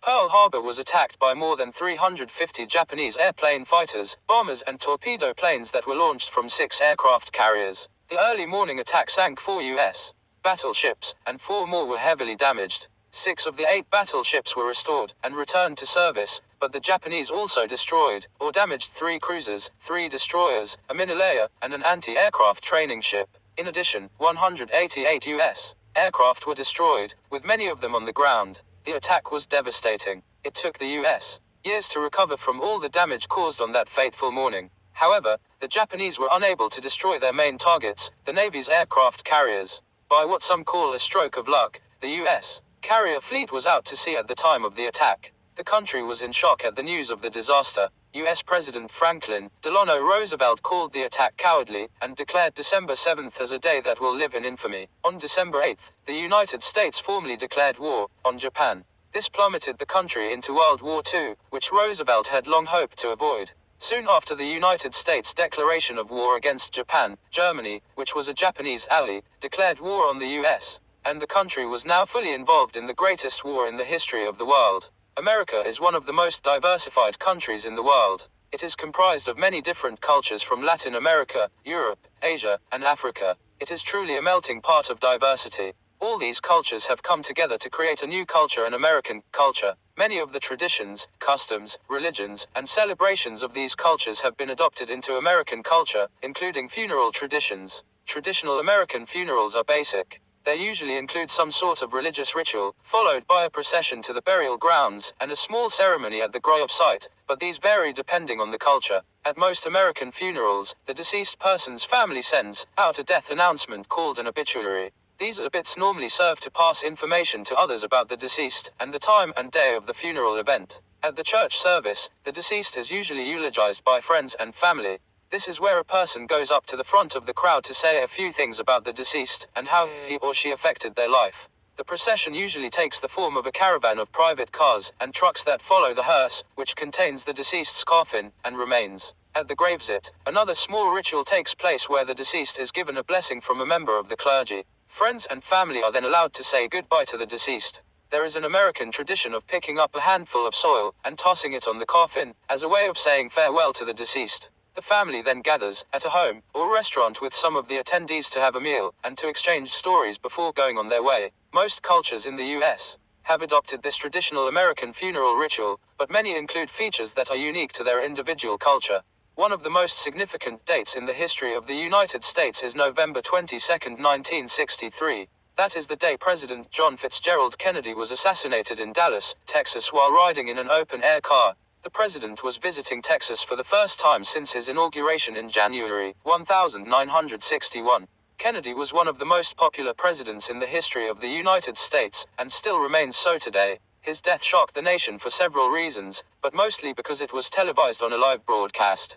Kennedy was the first president to appear on television at a time when most Americans owned a TV. He was not the first president to be televised, but previous presidents who appeared on TV did not reach the general public because before 1960, not many Americans owned a set. Kennedy was warned not to ride in an open-air car that day by his bodyguards, but he wanted the public to see him live. He did not want to be hidden behind an armored car. According to the official government commission, Kennedy fell victim to a single assassin, Lee Harvey Oswald, but many Americans dispute that finding to this date. Police say Oswald shot the president from a building while Kennedy rode in his car with his wife. The mood was festive at the time as the city of Dallas welcomed the president to Texas. Kennedy was a handsome, young president who was the youngest man ever to reach the presidency. Oswald later killed a Dallas police officer during his escape from the crime scene, but was soon found hiding in a movie theater. He required police protection from an outraged public, and was held in protective custody. Oswald, who was a former member of the U.S. military, was unhappy with the president for his policies, but never admitted to being the assassin. Conspiracy theories involving rival political parties, the Cuban government, and organized crime have also been advanced as to who actually killed Kennedy. Generally, people's class is defined by how much money they make. In the U.S., generally there are three classes: poor, middle class, and rich. Some people also think there is another class in between poor and middle class called working class. United States culture is based on the idea that people can move up the economic ladder and become middle class or even rich if they were born poor. This is the idea of going from rags to riches. Moving up the class ladder is not easy though. Higher education needed to get a good paying job is expensive. Class in the United States is more than just how much money a person makes though. Education, what job a person has, where they live, and the culture, all play a role in what class a person will be classified as. For example, a person with only a high school diploma and a low-paying service job may be considered poor or low class, while a person with a Ph.D., who owns their own company, would be considered high class or wealthy. In a way this makes sense because high-paying jobs usually require a high-level education. But for some people, class is something you are born with. For example, the children of billionaire Donald Trump were born rich and upper class without having done anything to earn that status. Gender plays a role too in how someone can move up the economic ladder. Women earn less than men do, so it is harder for them to accumulate wealth. Race also plays a role in how much people earn and their ability to move up the economic ladder. In the United States, most families require both the man and woman to work in order to support the household. Rosa Parks is a prime example of how an ordinary American can change the world around her. She was born in 1913, in the southern state of Alabama. Parks became famous for challenging a discriminatory policy in the city of Montgomery, Alabama. During the 1950s, black Americans in the South were not allowed to ride in the front seats of public buses if a white person needed that seat. Blacks were expected to get out of their seats and go to the back of the bus, which was designated as colored only. On December 1, 1955, Parks refused to obey the bus driver's order to surrender her seat to a white passenger who had boarded the bus. Even though Parks was seated in the colored-only section, the bus was filled, and she was required by law to give her seat to the white rider. Parks was arrested and charged with civil disobedience. She later said she had grown tired of giving in. Her arrest and subsequent trial made Parks a national symbol for the civil rights movement. Her arrest also led to the Montgomery bus boycott that was a political and social protest campaign against racial segregation. Although the boycott only lasted 21 days, it was instrumental in the Supreme Court decision to declare Alabama's practice of segregation unconstitutional. Parks has remained a symbol for the civil rights movement, even after her death in 2005 at the age of 92. She has been called the First Lady of Civil Rights by the United States Congress, and the Mother of the Freedom Movement. She has been honored by the U.S. government with prestigious awards such as the Presidential Medal of Freedom and Congressional Gold Medal. She has been honored with her own museum in Michigan, and has received several other civil rights awards both before and after her death. Chicago is known as the Windy City. Some people think this is because of the breeze that blows almost constantly. The city is located in the state of Illinois on the shore of one of the Great Lakes, Lake Michigan, which is the fifth largest freshwater body in the world. Chicago may also be called the Windy City because of the wind tunnel effect created in downtown by many tall buildings. Skyscrapers are an important part of Chicago's history. The first skyscraper in the U.S. was built in the city in 1884. At only 10 stories, it was impressive for its time. The skyscraper was eventually demolished. Chicago is the home of other famous firsts. It was the birthplace of the refrigerated rail car, mail order catalogs, the car radio, the TV remote control, the first Ferris wheel, the first steel railroad, the first planetarium in the Western Hemisphere. Chicago is also the home to the first blood bank and the first drive-in bank. It is also the home to the Lincoln Park Zoo, the oldest public zoo in the U.S. Maybe the Windy City should be called the City of Firsts. Chicago is the third most populous city in the U.S., after New York City and Los Angeles. A little more than 2.5 million people live in the city that has more than 100 neighborhoods. President Barack Obama used to live in Chicago. Nearly 40 million people visit Chicago every year. Many of them visit the Willis Tower, formerly known as the Sears Tower. It is the tallest building in the Western Hemisphere.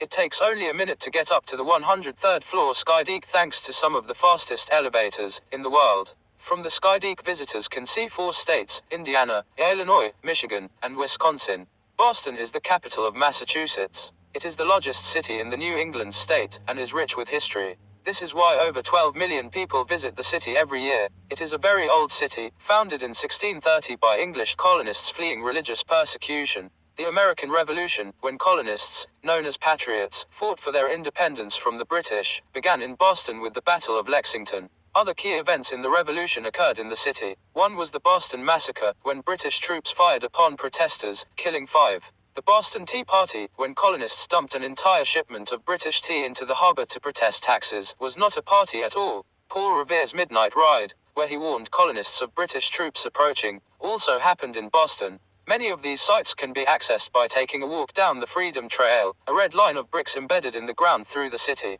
Boston is also a city of notable firsts. America's first public school was founded in Boston in 1635. Boston Common, where British troops camped during the American Revolution and where early colonists hanged people, is the oldest public park in the United States. Boston is also home to the oldest subway system in the United States. Like many cities in the United States, immigrants played a large role in its development. Irish immigrants who settled in Boston, for example, played a large role in both local and national politics. Boston also has a large and active Puerto Rican community and Italian community. President John F. Kennedy and his family have ties to Boston. Boston is also well known for many colleges and universities that surround it. Some of the most famous are Harvard and the Massachusetts Institute of Technology. Boston attracts more than 350,000 college students from around the world. The American Revolution was a war of independence fought by those living in the 13 colonies of North America against Great Britain. Those living in the colonies were especially angry about taxes the British were forcing them to pay. People felt taxes were unfair because there was no colonial representation in the British Parliament. One tax was the stamp tax, which taxed printed materials, such as newspapers. The colonists called this taxation without representation. Colonists who wanted freedom from English rule were known as patriots. Those who supported British rule were known as loyalists.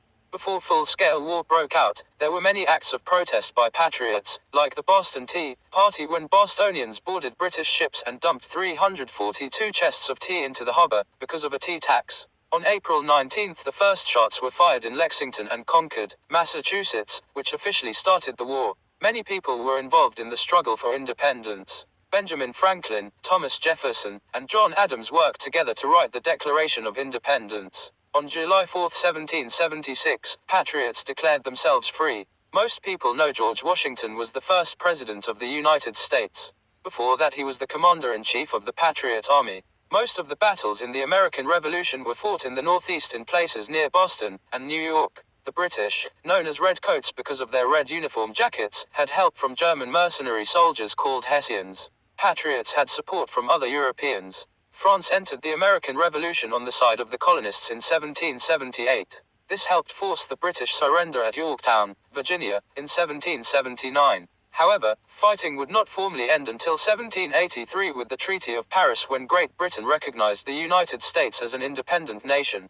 The American Civil War happened from 1861 to 1865. The main cause was Southern states feeling that the U.S. federal government in Washington, D.C., should not have the power to tell them what to do. This was especially true about two issues, taxes and slavery. The Southern economy was based on agriculture while the Northern economy was based on manufacturing. Southern crops like cotton were sold to factories, and then Southerners had to pay taxes on the finished goods sold back to them like clothing. Many Southerners felt this was unfair. Additionally, the agricultural economy in the South was reliant on the labor of enslaved Africans and their descendants. Many people, especially from the North, felt this was wrong, and that slavery needed to be abolished. Southerners felt the abolitionists were threatening their way of life. 7 Southern slave states, banded together, declared their secession and formed the Confederate States of America. The government in Washington, D.C., and its army was known as the Union, since they were fighting to keep the country united. Abraham Lincoln was President of the United States during the Civil War. The President of the Confederate States was Jefferson Davis.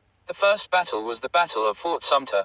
During the war, President Lincoln issued the Emancipation Proclamation, which declared the freedom of slaves in the Confederate States of America. This action was supposed to show that Lincoln was still in charge of the entire United States. The Civil War was the bloodiest war fought inside the United States. 620,000 were killed and millions more were injured. One of the bloodiest battles of the Civil War was the Battle of Gettysburg in Pennsylvania. 51,000 people from both sides died, more than in any other battle.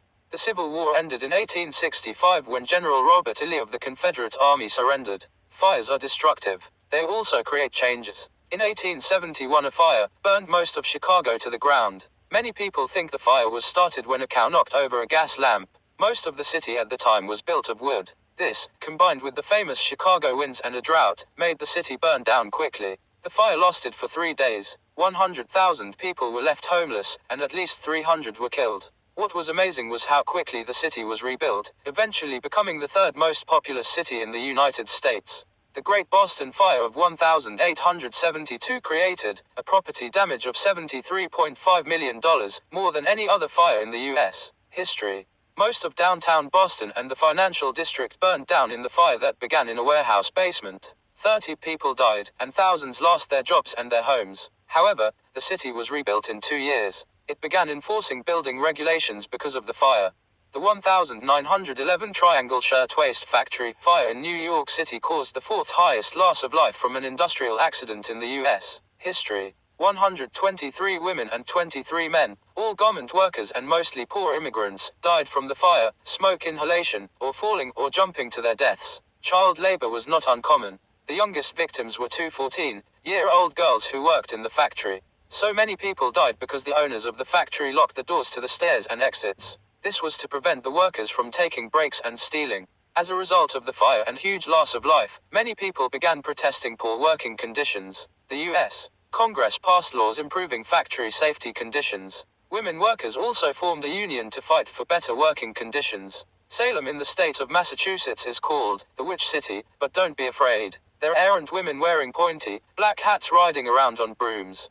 The New England city is called the Witch City because of an infamous set of trials that happened there in 1692 to 1693. At the time, the city was just a town in the British colony of Massachusetts. The Salem witch trials accused more than 200 people of being witches. People believed witchcraft was real and was criminal. Among the accused were women, men, and even children. 19 people were sentenced to death. They were all hanged. One of the accused was tortured with heavy rocks being placed on him until he was crushed underneath the weight. 7 others died in jail. There was never any proof that those accused and convicted were really witches. Historians think that people would accuse people because of family feuds. Other historians think that a domino effect occurred, with people becoming hysterical after one accusation. Fear of witches spread like a disease.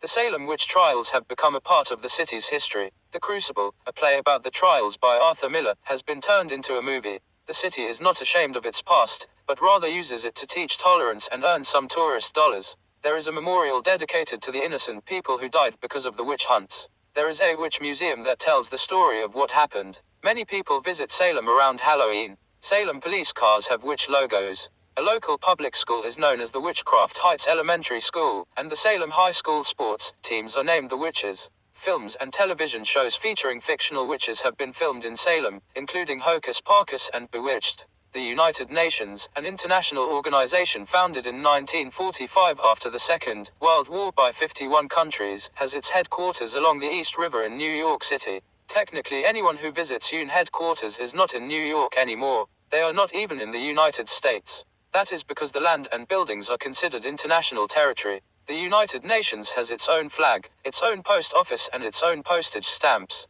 There is no need to change currency, however. The UN uses the US dollar. 6 official languages are used at the United Nations. They are Arabic, Chinese, English, French, Russian, and Spanish. UN rules override the laws of New York City. This does not mean that people can commit crimes there and get away with it. There is no immunity to those who commit crimes there. The property where the United Nations now stands used to belong to a slaughterhouse. The current buildings were completed in 1952. The perimeter of the UN is lined with flag poles with the flags of all 193 UN member states and the UN flag. They are arranged in alphabetical order in English. Some may think it's great to be a neighbor to a peacekeeping agency like the UN. Many New Yorkers don't always think so though. Every time a dignitary like a president or prime minister visits, streets are closed, making it hard to get around and to find parking. You don't need to be a diplomat to visit the UN though. There are tours Monday through Friday and not just in English. Guided tours are available in English, French, German, Italian, Japanese, Korean, Mandarin, Portuguese, Russian, Spanish, and Swedish. Visitors can have a meal at the delegates' dining room featuring a buffet of food from all over the world. Apples don't grow in New York City, so that's not why it is called the Big Apple. There are many legends about how the city that never sleeps got its name. One story says that a famous brothel owner, named Eve, gave the city its name. Another version of history claims the name has its roots in show business with performers, calling New York the Big Apple since it was the best place to get noticed. There is one legend that says the city got its name because of the large number of unemployed selling apples on the streets of New York City during the Great Depression. The term more likely has its roots in horse racing from the 1920s. Prizes were called apples, and a newspaper reporter, when writing about races, often would call the big prize the Big Apple. In fact, the Big Apple soon was used to mean any big city. In the late 1920s, through the 1940s, the Big Apple was not just a nickname for New York, it was also the name of a song, a dance, and a place to dance and sing. New York City was the heart of the jazz music scene in the 1930s and 1940s. In Harlem, uptown Manhattan, there was a club called the Big Apple. There was also a 1938 short film of the same name, featuring black jazz musicians and dancers. In the 1970s, the city tourism agency began using the term, the Big Apple, on purpose. There is even a street corner in Manhattan called Big Apple Corner. One New York City baseball team, the New York Mets, have a big red apple that pops out whenever the Mets hit a home run in their stadium Citi Field. While the origins of the Big Apple nickname are unclear, it seems to be here to stay. The original World Trade Center opened in New York City in 1973. The most famous part of the complex of buildings was the Twin Towers. They were named because they were almost exactly the same. The only difference is that one had a tall antenna on the top. When they were built, the 1,368-foot tall buildings were the tallest in the world. Such tall buildings needed a way for people to travel in them. The towers had 95 elevators in total. Visitors used to travel to the 107th and 110th floors, where there were observation decks from which one could see the entire city and New Jersey. Inside there were offices, shops, a hotel, and on the top floor of one of the towers there was a restaurant called Windows on the World. The restaurant even hosted a salsa night on Thursdays. A number of subway lines ran underneath the towers. The World Trade Center complex, with a total of 7 buildings, was so large that it had its own zip code. In 1974, a French man walked a tightrope between the Twin Towers. The World Trade Center survived a bombing in 1993. The skyline and spirit of New York City were changed after September 11, 2001. That morning, 2 planes crashed into the World Trade Center in downtown Manhattan. At first the top floors of the buildings were in flames. Soon they came tumbling down, covering lower Manhattan in hot metal and ash. A total of 2,753 people died. For weeks the air smelled of burnt metal and plastic. It took 8 months for the site to be cleaned. Years later, the World Trade Center is rebuilding. There is a new tower, called the Freedom Tower. There is also a memorial and museum to honor those who died in the 2001 attack. Green isn't the first word that pops into most people's head when they think of New York City. Yet, in the middle of Manhattan Island is the most visited park in the United States, with 35 million visitors a year. Central Park, a National Historical Landmark, takes up 843 acres of land. It is a green space where people go to escape the noise and crowds of urban life. Before it opened in 1857, it wasn't an empty space. People lived on that land. They were mostly poor free blacks, Irish, and Italian immigrants. They were forced off the land to construct the park. One section of the park is called Sheep Meadow. Now it's just a grassy area where people can lie in the sun, but actual sheep used to graze there from 1864 to 1934. The sheep from there were eventually moved to another park in the city. Many events take place in Central Park, especially in the warm spring and summer months. There is an outdoor theater, where Shakespeare's plays are performed. The plays are free, which causes such high demand that people line up for hours before performances to get inside. There are also free music concerts. Every summer a stage is set up. These summer stage concerts feature musicians from all over the world. Both the New York Philharmonic Orchestra and the Metropolitan Opera also host free performances in the park in the spring and summer. There are also 2 small zoos inside the park, and a number of small lakes in the park. One of the lakes rents out small mechanical sailboats. There is also a puppet theater and a carousel for kids. The park is not dead in the winter. When it snows, families often go to sled or to go ice skating in an outdoor rink owned by Donald Trump.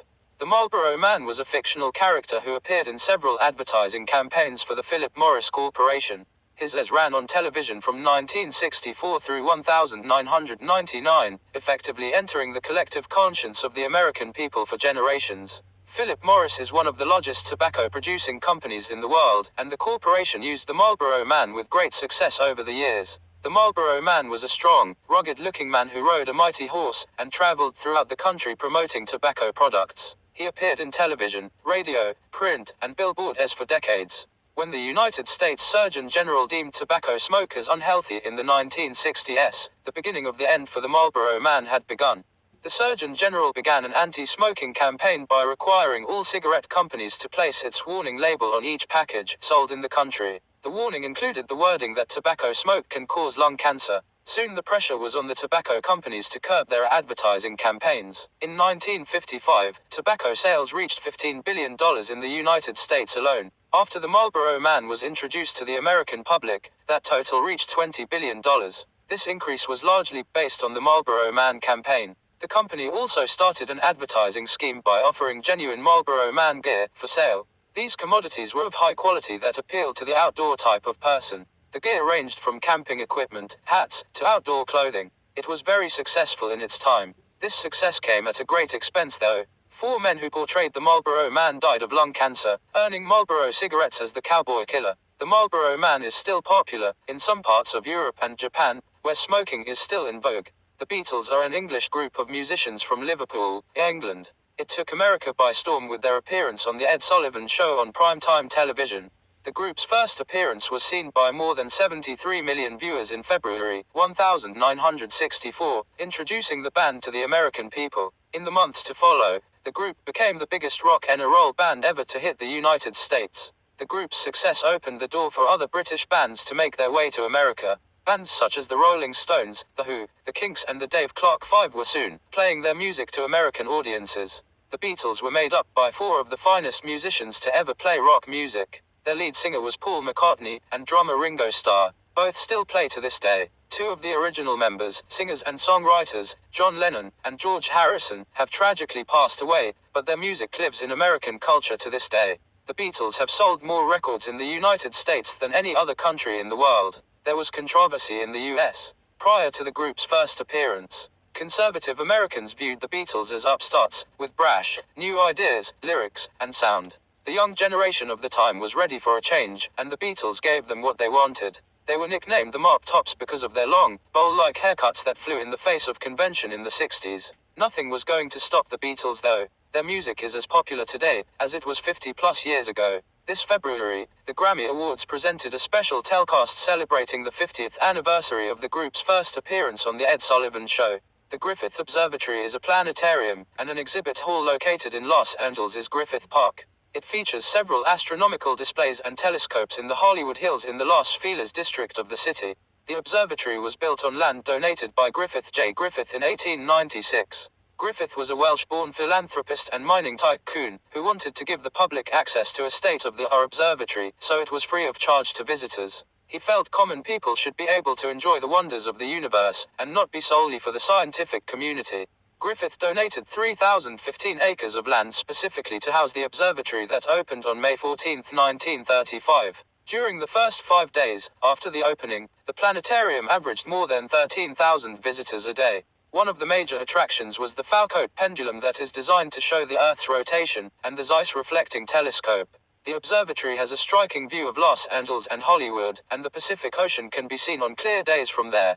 In 2002, the planetarium was subjected to a $93 million renovation and expansion, which closed the museum for 4 years. After it reopened in 2006, the facility expanded underground with new exhibits, a cave, a gift shop, and a theater. The Wilder Hall of the Eye section concentrates on the astronomical aspect of the observatory. It is where people can view the stars through the observatory's telescope, and features an interactive exhibit that is very popular. The Amundsen Hall of the Sky is another popular attraction for viewing images in the night sky that are visible to the naked eye. The observatory frequently stages viewing nights when the public is invited to bring their own telescopes. It is open daily, and remains free of charge. The United States is a country that has people from all over the world. Not only do many people speak different languages, many people practice different religions. Most people in the US identify as being Christian, but only half of those people attend church on a regular basis. The second most popular religion is Judaism. The third most common religion in the US is Islam. Other religions practiced in the US include Hinduism and Buddhism. About 20% of all people in the US say they don't practice any religion. One of the founding principles of the United States is religious freedom, which means people can practice whatever religion they want without being discriminated against. This is even guaranteed in the US Constitution. This is one reason why the United States has no official religion. Because there are so many different religions in the United States, there are many different types of houses of worship.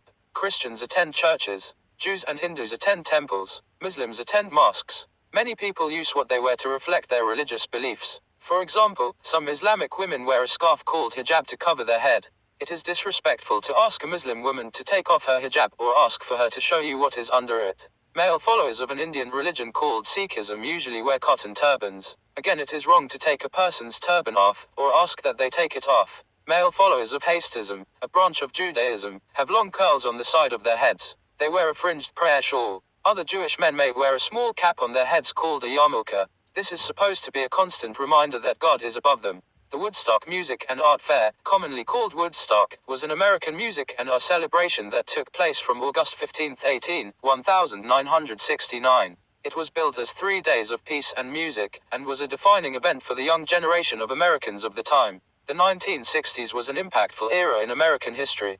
Many of the events that took place during those controversial 10 years profoundly affect modern American society today. The war in Vietnam was raging in the 60s, and the popular president, John F. Kennedy, was assassinated in 1963. These are just two of the events that defined the decade. There were many more historic events during that era that deeply divided the country. Woodstock was designed to show how the young generation can coexist with the older generation of Americans by living in harmony with one another. Although the event did not occur in the town of Woodstock, New York, the city has become synonymous with the celebration.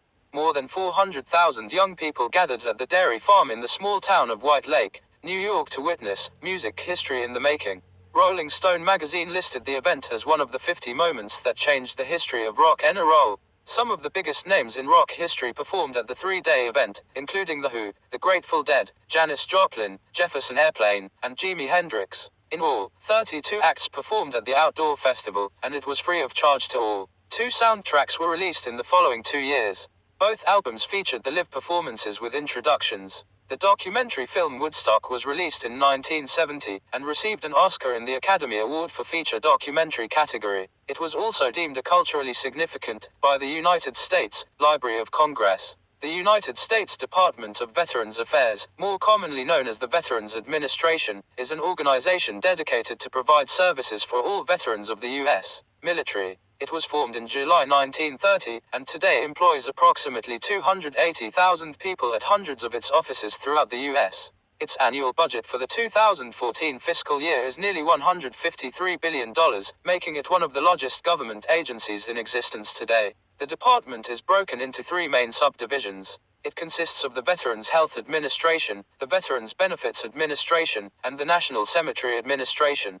The VA Health Administration is responsible for providing veterans with all health care issues, while the Benefits Administration is designed to help veterans in areas such as guaranteed home loans, insurance, vocational rehabilitation, and educational benefits. The National Cemetery Administration provides burial and memorial benefits, and is entrusted with the maintenance of the VA's cemeteries. The VA has served U.S. veterans from several wars, beginning with survivors of World War I. It has continued the tradition of serving former military members by providing services for those veterans who need help readjusting to civilian life. Many of these veterans, especially those who saw combat during their time in the military, are in need of basic medical services for wounds suffered in conflicts. This was the original concept for the creation of the VA. Since that time, the VA has expanded greatly, and now provides additional services, such as educational benefits, and home buying assistance. It also helps those veterans who had become homeless after their service to their country ended. There are approximately 30 million military veterans living in the U.S. today.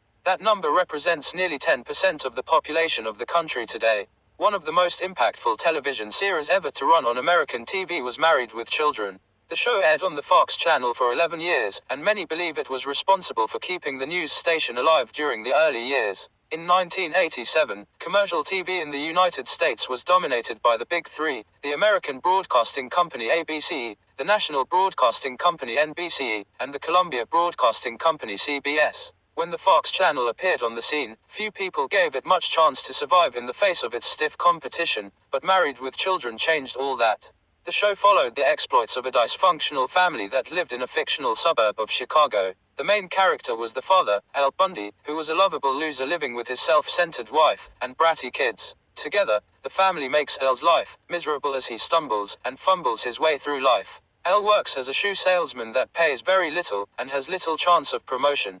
Al is an endearing character who gained the adoration of the American public for many years. The actor Ed One-Al, who played Al, said that people still approach him to this day, calling him Al or Mr. Bundy. One-Al also said that playing the character for so many years made it difficult for him to find work once the series ended because people associated him with Al. One of the things that made the show so popular is that no subject was off limits to the writers. It was a controversial show that dealt with controversial subjects. Many people boycotted the show because of its racy content, but Fox continued on. The show has cultivated a cult-like following that began in the 80s and continues today. One of the most recent social changes taking place in the United States and in the world is social networking. Social networking in itself is not a new development. These types of groups have been in existence for at least 150 years, and probably longer than that. In the times before the invention of the personal computer and the advent of the World Wide Web, social networking was done in person.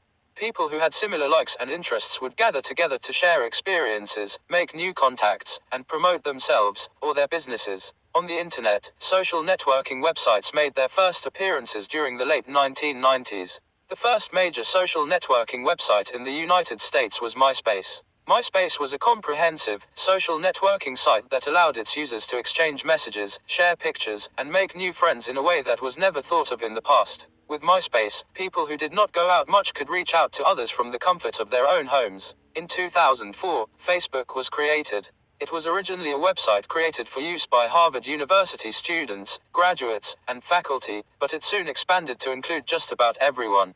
Facebook is an elaborate social networking site that has grown incredibly fast. It is now larger than some of the largest companies in the world. It is a website that is in constant change. New features are added regularly. Facebook has revolutionized the way people stay connected with each other and the rest of the world. The way it works is simple. Users can set up a new account easily. All a new user needs is an email address to start. Once a person has created an account, he or she can invite friends by sending a request out to people they know who also have their own Facebook pages. Once you get started, making new friends will come easily. In the United States, people love to throw parties for many reasons. Of course, there are the usual birthday parties, but some people even have parties to celebrate divorces.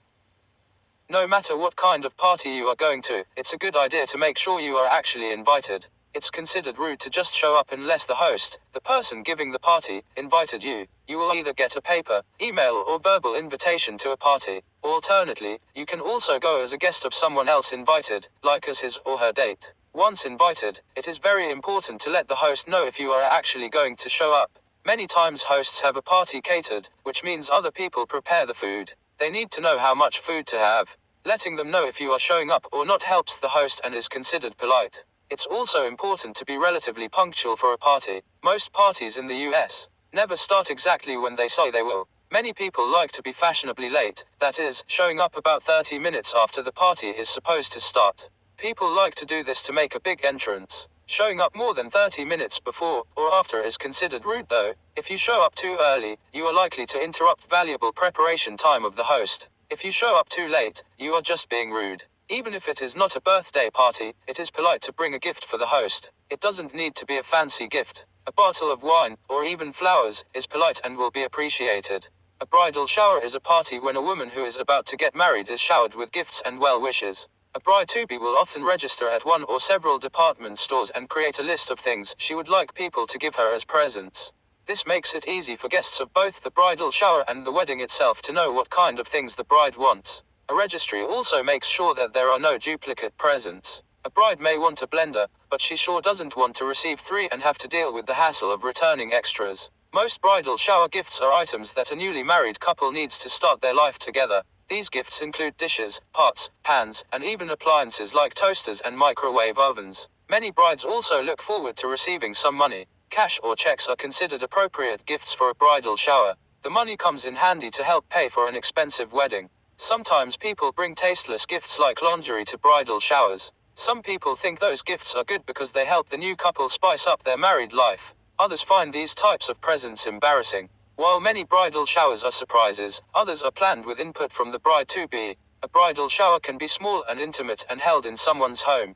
It can also be a larger affair held at a restaurant or a catering hall. Sometimes snacks and desserts are served or a full meal can be offered. Traditionally, bridal showers were women-only affairs. However, more and more showers are now co-ed, with men and women. Traditionally, men are not invited to bridal showers, but now more showers include men and the groom-to-be. Like many parties in the US, there would be no dancing at the bridal shower, just eating and people chatting. Some bridal showers even have games. While many women are involved in planning their bridal showers, a baby shower usually comes as a complete surprise. A baby shower is a party where a pregnant woman is showered with gifts and good wishes. A baby shower is usually given by a close female friend or relative of the mother-to-be. Sometimes co-workers of a pregnant person will also throw a baby shower. The baby shower is usually given when the mother-to-be is between 6 and 9 months pregnant. Sometimes though, because predicting the due date of a baby isn't always exact, a baby shower can happen after the baby is born. A baby shower can be held in someone's home or outside, like in a restaurant or catering hall. Traditionally, only women are invited to a baby shower. However, more and more baby showers are also including the father-to-be. Like with a bridal shower, a mother-to-be will often register a wish list of things she wants at one or several stores. This list usually consists of things the mother wants for her baby, including clothes, diapers, and even furniture like high chairs and cribs. This way friends and family members can go to the store and buy something from the list. Registering helps make sure that there aren't repeat items, like 30 bottles when a new mom only needed 15. Some baby showers also feature a paper MAC wishing well. This is not just for decoration. People can put cards inside with wishes for the new baby and mom. Most of these cards also contain money or gift cards to help the mom to buy whatever else she needs for the baby. Sometimes there are games at a baby shower. In one game everyone guesses the due date of the baby. Another game has people taste baby food and guess the flavor. A housewarming party is a special party to be held when someone buys or moves into a new apartment or house. The person or people who bought the property or moved are the ones who throw the party. The party is an opportunity for friends and family to congratulate the person on the new home. It also gives people a chance to see what the new home looks like. It is an opportunity to fill the new space with love and hopefully presents. It is traditional to bring a gift to a housewarming party. Some people register a list of items they want or need for their new home at a local store or stores. Some common items people will put on a gift registry include kitchen tools like knives and items like curtains. Even if there isn't a registry, a good housewarming gift is something to decorate the new house with, like a piece of art or a plant. You can also bring food or drinks to share with the other guests. This is often appreciated since at a housewarming there isn't a lot of food served, usually just appetizers or sandwiches. There are usually no planned activities like games at a housewarming party. The host or hostess of the party will, however, probably give all the guests a tour of their new home. Sometimes, because a housewarming party happens shortly after a person moves into their new home, people may be asked to help unpack boxes. This isn't usual though. Housewarming parties get their name from the fact that a long time ago people would actually bring firewood to a new home as a gift. This was so that the person could keep their home warm for the winter. Now most homes have central heating and don't use fires to keep warm. The religious or civil ceremony that makes people legally a married couple is just one part of the actual wedding. After the wedding comes the reception. A wedding reception is a party held immediately after the marriage ceremony. Usually there is a little bit of time, about an hour, between the ceremony and the reception to give people enough time to travel from the ceremony location to the reception location. Most wedding receptions are held at a catering hall, which is a place that specializes in hosting big parties. However, wedding receptions can be held in restaurants, parks, and even in museums or zoos. A wedding reception is usually not held at the same place as the ceremony, but sometimes they do. When guests arrive at the reception, the bride and groom are usually not there to meet them. Right after the ceremony, the newly married couple, the bridesmaids, and the groomsmen will go somewhere to have photographs taken. While this is happening, guests are usually treated to a cocktail hour at the reception site. During this time appetizers and drinks are served. This also gives guests a chance to socialize. After the cocktail hour, the main dining hall is opened. At a wedding reception the seating is usually pre-arranged. Each guest will receive a card telling him or her where they are expected to sit. Tables are arranged by numbers. In front of the reception hall, there is a special table for the bride and groom. Once everyone is seated, waiters begin to serve salad or bread and drinks. Some receptions have an open bar, meaning the alcohol is free. Other receptions have a case bar, meaning non-alcoholic beverages are free. Guests are expected to pay for their own alcoholic drinks. There can be different kinds of entertainment at a wedding reception. Usually there will be a master of ceremonies, or MOC, who helps move the reception along by making announcements of what will happen next. For example, the MOC will announce when the newly married couple enters the reception hall, and all the guests will stand up and applaud. A wedding reception usually has music and guests are expected to dance. The music can be provided by a DJ or by a live band. Sometimes the DJ or live band will accept requests from guests to play a certain song. When the newly married couple enters the reception, they will share a dance by themselves to a song they picked beforehand. Usually the song is something romantic and represents the couple's love for one another. Sometimes the bride will share a dance with her father and the groom will share a dance with his mother. After these special dances, the guests are invited to the dance floor. Food at a wedding reception can be buffet style, where everyone serves himself or herself, or it can be a sit-down meal served by waiters. Guests get to choose among a meat, chicken or fish deal. Guests generally make their choices when they respond to the initial wedding invitations. During a wedding, guests shouldn't expect to spend too much time with the bride and groom. The new couple is usually very busy greeting all of their guests. Sometimes the couple doesn't even get a chance to eat. What almost every newly married couple does get to eat at their wedding reception is the wedding cake. The bride and groom traditionally cut through the wedding cake together and then feed the other person a bite. There are many traditions that U.S. brides and grooms are expected to follow at their wedding. One of the most well-known traditions is for a bride to toss her bridal bouquet to the unmarried female guests attending her reception. According to the tradition, the single woman who catches the bouquet will be the next woman to be married. The flowers thrown may not be actually the same flowers the bride carries down the aisle during the wedding ceremony. An identical bouquet is created for the bride to toss. This is because many times the bride wants to keep her original bouquet as a remembrance. Many women take the flower toss very seriously. There have been videos documenting how women will sometimes even fight each other for the bridal bouquet. The groom has something to toss at the wedding reception, too. One tradition is the groom takes a gutter from his new wife's leg and toss the gutter to the unmarried men attending the reception. According to the tradition, the single man who catches the gutter will be the next man to get married. Sometimes the groom will remove the gutter from his wife's leg with his teeth. At some wedding receptions, the man who catches the gutter has to place it on the leg of the woman who catches the bridal bouquet. Some people think this is too sexual, and just skip this part. It is the decision of the bride and groom. The bride and groom often toast each other with champagne before the end of the reception. Sometimes a bride and groom will leave the reception before it is over. They go right to the airport to begin their honeymoon, a special vacation celebrating their new life together. Who says adult parties have to be boring? More and more adults are reliving their childhoods, or creating memories they didn't have as children by having theme parties for their birthday or other occasions. Theme parties are based on an idea, a television show, a fictional character, or really anything. Sometimes guests are expected to dress according to the theme as well. For example, the toga party is a type of theme party where guests are expected to dress in togas, really just white sheets. Toga parties used to be especially popular among college students. In a masquerade party, everyone wears a mask and has to guess who is behind it. The mystery is part of the fun. Speaking of mystery, there are murder mystery parties, where the guests have to solve a fake murder. Some adults throw parties based on seasons. A summer beach party, for example, might feature guests wearing their swimsuits. Another popular type of theme party is the game night party. In this type of party, people get together to play various board games. A variation of the game night party is the casino party, where adults play games, typically found in a casino like blackjack or poker. Another theme party could focus on a specific region or country. For example, a Mexican theme party might feature tacos, the colors of the Mexican flag, and Mexican music. Guests should be careful when dressing up for these types of theme parties though. Dressing up like a certain ethnic or racial group is usually considered offensive. It's better to just enjoy the food, and not portray a stereotype.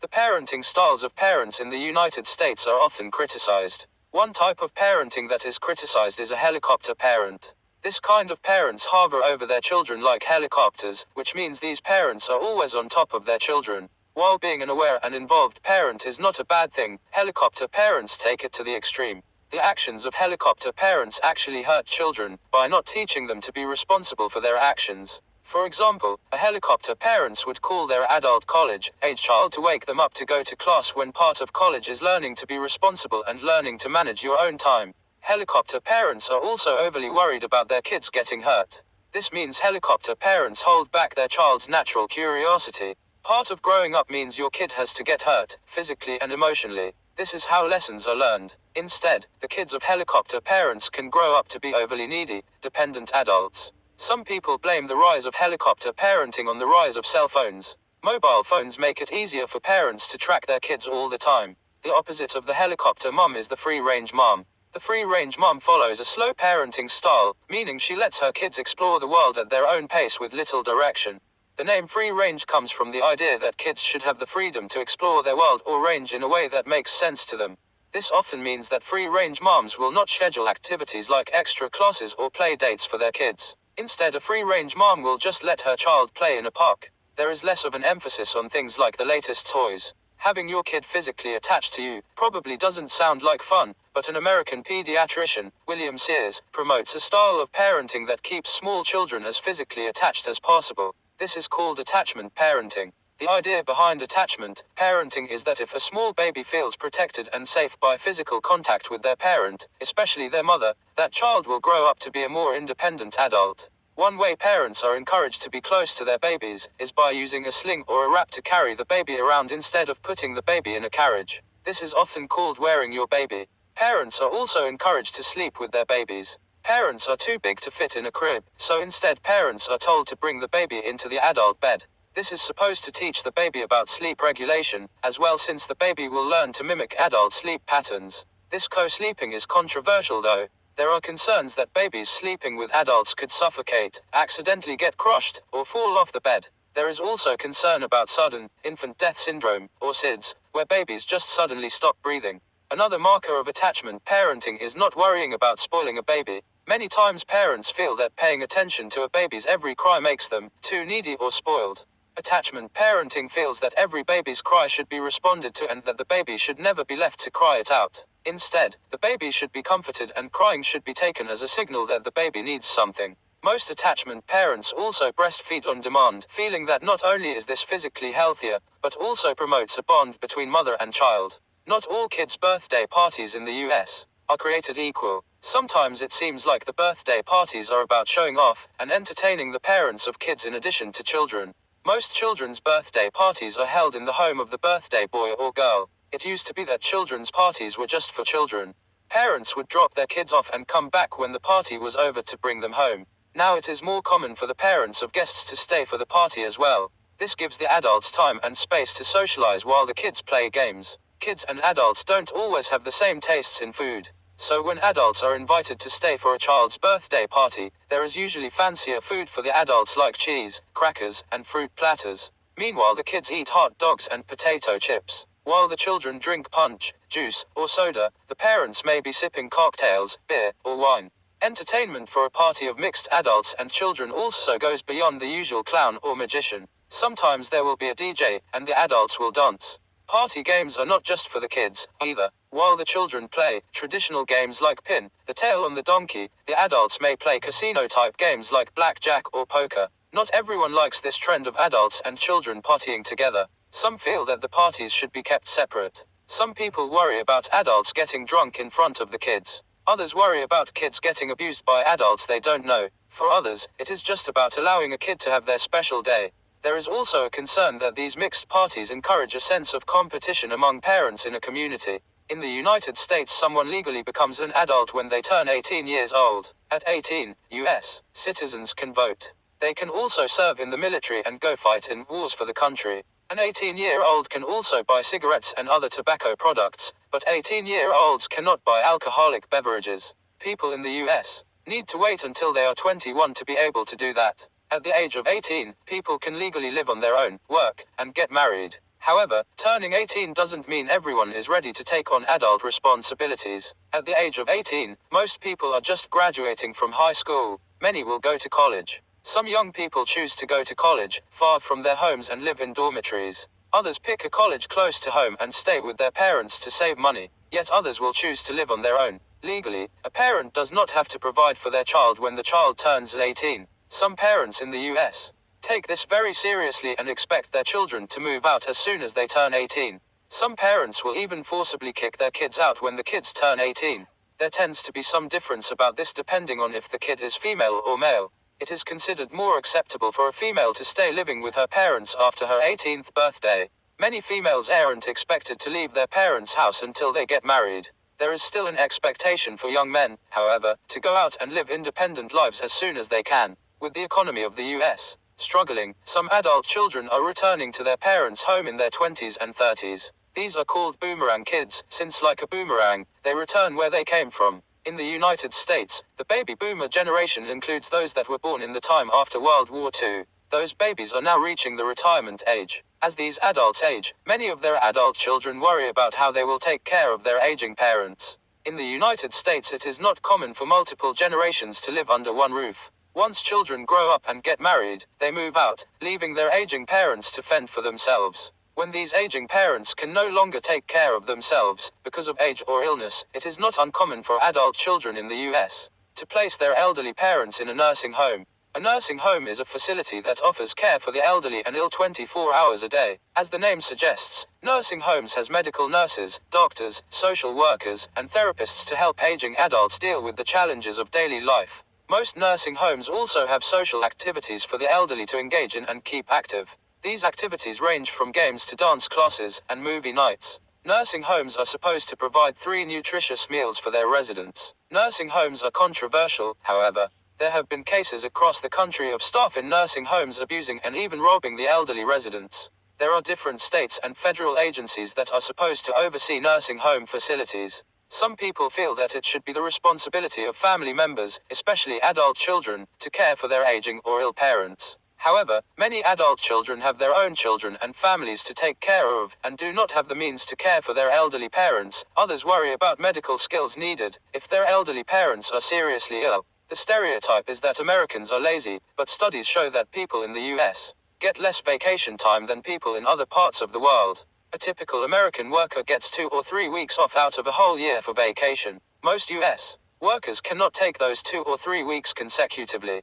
They usually have to be spread out throughout the year. Even when US workers are on vacation, they are often expected to be in communication with their boss. This means checking in via email and mobile phone. Most US businesses do not encourage their employees to take all the vacation days they are entitled to. In fact, most US companies discourage it. Other countries, especially countries in Europe, have much more vacation time. In Germany, many people have 6 weeks of paid vacation. At least 3 of these weeks can be taken consecutively. Maybe this is why Europeans and other travelers vacation in far-off exotic places. Most American families tend to stay closer to home, rarely leaving the country. The difference in the amount of vacation time is legal. Most companies in countries outside the US have to give paid time off to their employees, or else pay hefty fines. However, in the US, there is no federal law requiring employers to give workers paid vacation. In fact, the US is the only developed country that doesn't guarantee yearly time off to workers. There have been efforts to pass laws giving US workers 1 week of paid vacation by law, but so far those efforts have not been successful. Even when US workers do have time off, many are afraid to take it because they worry they may be seen as non-productive workers and lose their job.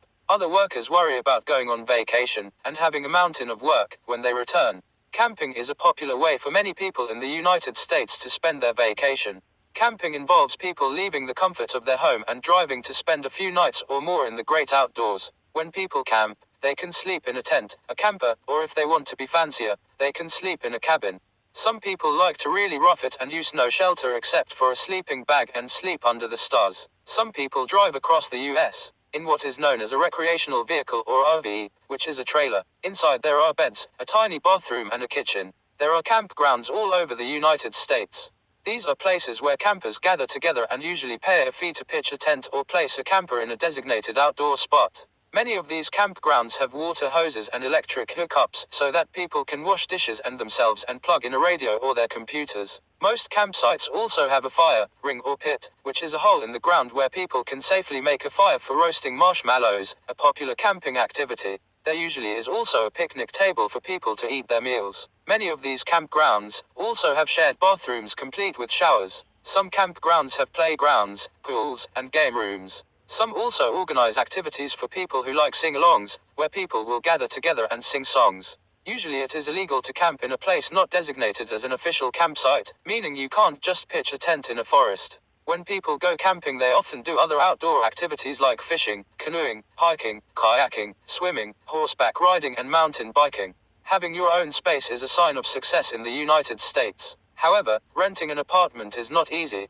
There are a number of steps you need to take. First, you need to figure out how much you can pay per month. When you first move into a new place, most landlords or property owners expect you, the tenant, to pay a security deposit. A security deposit is an amount of money you pay a landlord sort of as insurance that you won't destroy their property while you are living there. Usually the security deposit is equal to the amount of 1 month rent. If when you move out, the apartment is in the same condition as when you moved in, the landlord will return your security deposit. If the apartment has any damage whatsoever, including holes in the walls because you hung up posters, the landlord can legally use that money to fix the apartment. Once you know how much you can afford, you can begin looking for apartments for rent. You can look in the newspaper or online. Also walk around a neighborhood you want to live in, and be on the lookout for rent signs. There are 2 ways to rent an apartment. Most landlords rent out apartments on an annual basis. This means you will sign a document called a lease, which says you will stay in the property for 1 year and pay rent on a monthly basis. If you decide that you want to break the lease, or leave before your year is up, there are usually fines you will have to pay. Another way to rent an apartment is on a month-to-month basis. This means that you pay by month, and are not obligated to stay for more than a month at a time. Once you find an apartment you want to rent, you need to contact the landlord, the person who owns the property. Most landlords are not individuals anymore, but rather are companies that own a number of properties. You and the landlord will set a date to view the place you are interested in renting. On that date you can see the apartment and ask questions. Some landlords will require you to fill out an application. The application will ask questions about your job, salary, and how many people are going to live with you in the apartment. The landlord wants to make sure they have responsible tenants who will pay rent on time. Some landlords will even ask for references, the names and telephone numbers of people who can verify that you have a job and are a responsible person. Most landlords will also run a credit check. A credit check is your history of paying bills on time. If your potential landlord sees that you owe a lot of money to different companies and don't pay your bills on time, they may not want you as a tenant. If you have bad credit or an unstable work history, you may be required to get a co-signer, that is another financially responsible adult to sign the lease, a rental contract, with you. This co-signer is legally responsible for paying the rent if you stop paying. If you cannot afford a full apartment, another option is to rent a room in someone's home. The process to rent a room is like renting an apartment, except you only have a room and usually have to share the bathroom and the kitchen. Most apartments and rooms in the US are unfurnished. You are expected to bring your own furniture, including a bed, a dresser, a sofa, and anything else you need. If you want to rent an apartment, you need to sign a lease, which is a legally binding contract between you and the landlord, the person who owns the property. A lease is usually good for a set time. Some leases are on a month-to-month basis, but most are for a period of 1 year or 2 years. The lease or rental agreement lists out your responsibilities as a tenant and the landlord's responsibilities. The lease will tell you how much the monthly rent is, when it is due, and how you can pay it. Some landlords will only take a certified check or money order, and others will accept a personal check or cash. If you pay your rent late, there is usually a late fee. The amount of the late fee is also usually in the lease. The lease will also tell you how much the security deposit is. Usually it is the amount of 1 month's rent. The lease will tell you if you can have pets or not. Many places do not allow pets. If you bring one in any way, they can fine you or kick you out. If your apartment does allow pets, most likely you will have to pay an extra amount of money, called a pet deposit, to cover any damages caused by the animal. Other rules that may be included in a lease include whether you are allowed to smoke inside the property and whether you are allowed to make any changes like paint. Many landlords do not allow you to paint, or even make holes in the wall to hang up pictures. A lease is proof that you legally live somewhere. Sometimes you need a lease to show a school that you live within a certain area. Make sure you get a copy of the signed lease from your landlord. When you rent an apartment, you need to check the lease for rules and responsibilities. For example, some landlords do not want you to have guests spend the night. This is because the landlord doesn't know who your guests are. If they damage the apartment in any way, you will be responsible. Also, sometimes a friend who wants to crash on your couch ends up staying for a really long time, and ends up becoming another tenant. You are responsible for all the utilities you use while living in a rental apartment. This means you will have to pay for the electricity and gas you use. If the landlord pays for any utilities, it will say so in the lease. Once you move in, you will have to call the electric company and the gas company, so they can put accounts in your name. Also, if you want a phone line, cable or internet, you will have to call those companies and pay for those services yourself unless the lease says that is included in your rent. Your landlord is supposed to have access to the apartment you are renting from them. This doesn't mean they can just barge in whenever. It does mean, though, that with notice, the landlord is allowed to come into the apartment during a reasonable time, meaning not in the middle of the night, when you are sleeping. During this time, the landlord will inspect the apartment to make sure you are following the rules, and the landlord can also make any necessary repairs. All of this should be written out on the lease. If it is not, do not be afraid to ask the landlord to add that information. It protects both the landlord and you. If you have a low income, are elderly, or are disabled, there are a number of public housing options in the United States. Public housing options are run by the federal, state, and city government agencies. Living in public housing is often called living in the projects, but this is a negative term based on stereotypes. Not all public housing options mean living in huge, run-down buildings with lots of crime. Public housing programs come in all sizes and types. One type is a single-family house. Another type includes living in a high-rise building, or apartments in tall buildings. All public housing options are rental options, meaning you do not own the place where you live. Eligibility for public housing is based on a number of factors. One factor is your annual gross income, meaning how much money you make in a year. Another factor is if you are elderly or have a disability. Another factor taken into consideration is your U.S. citizenship or eligible immigration status. Most public housing options are only available to U.S. citizens or U.S. legal residents. Like with any rental, your references are checked to make sure you and your family will be good tenants. This means looking at your credit history and your criminal record. People with criminal records are usually banned or not allowed to use public housing options. To find out if you are eligible for public housing, you need to visit a government housing assistance office close to you. You can find your local housing assistance office by checking the yellow pages or by looking online. You will have to fill out an application. On the application you will need to list the names, gender, and date of birth of all people who would be living in the house or apartment. When you apply for public housing, on the application you need to give the names and ages of everyone who will live with you. You will also need to give the address of where you currently live and a phone number, which you can be contacted with. In your application, you need to explain why you think you qualify for public housing help. Some reasons can include being a veteran, being poor, or living in bad conditions. Bad conditions can mean that the place you are living now is dangerous, or it can mean that you are in a domestic violence situation. The government will also want to know the name and contact information of your current landlord and any landlords you had in the past.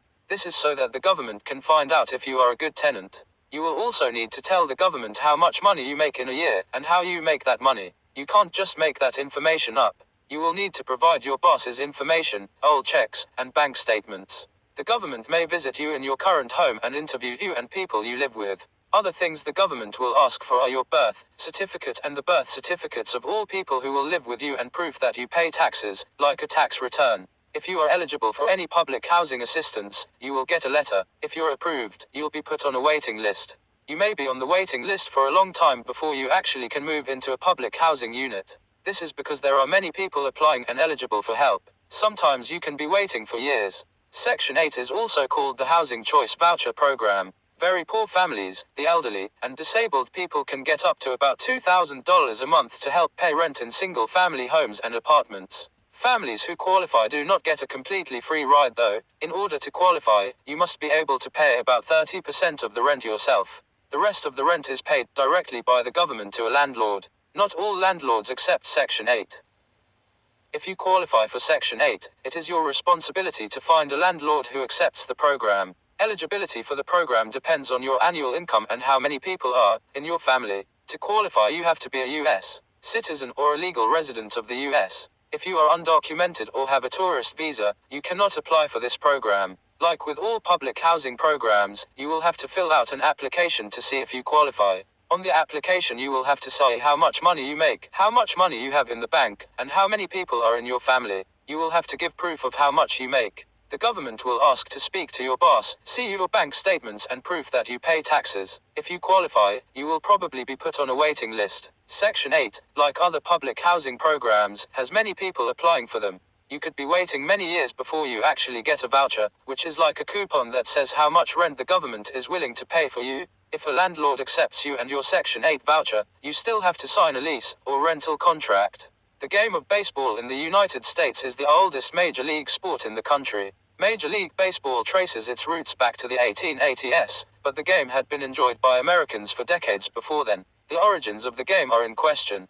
For many years a 19th century American named Abner Doubleday was credited with creating the game, but this has been proven inaccurate today. One theory is that the game was brought across the Atlantic Ocean during the Great European Migration of the 18th century, and that it is based on the British game of cricket. Cricket is a very popular sport in England, but it is played by mostly the upper-class members of that society, and it is unlikely that the poor immigrants from England played the game very much. However, it more closely resembles the game of rounders, which is another English sport that shares many common features as the American game of baseball. In any event, the game became very popular in the United States. By the 20th century, the American League and the National League were taking the country by storm. The greatest single team in either league's history is the New York Yankees. The Yankees have won more World Series titles than any other team in history. The World Series is a 7-game competition with the 2 top teams from either league. The first team to win 4 games is declared the World Series champion. In 1903, the Boston Americans won the first World Series beating the Pittsburgh Pirates.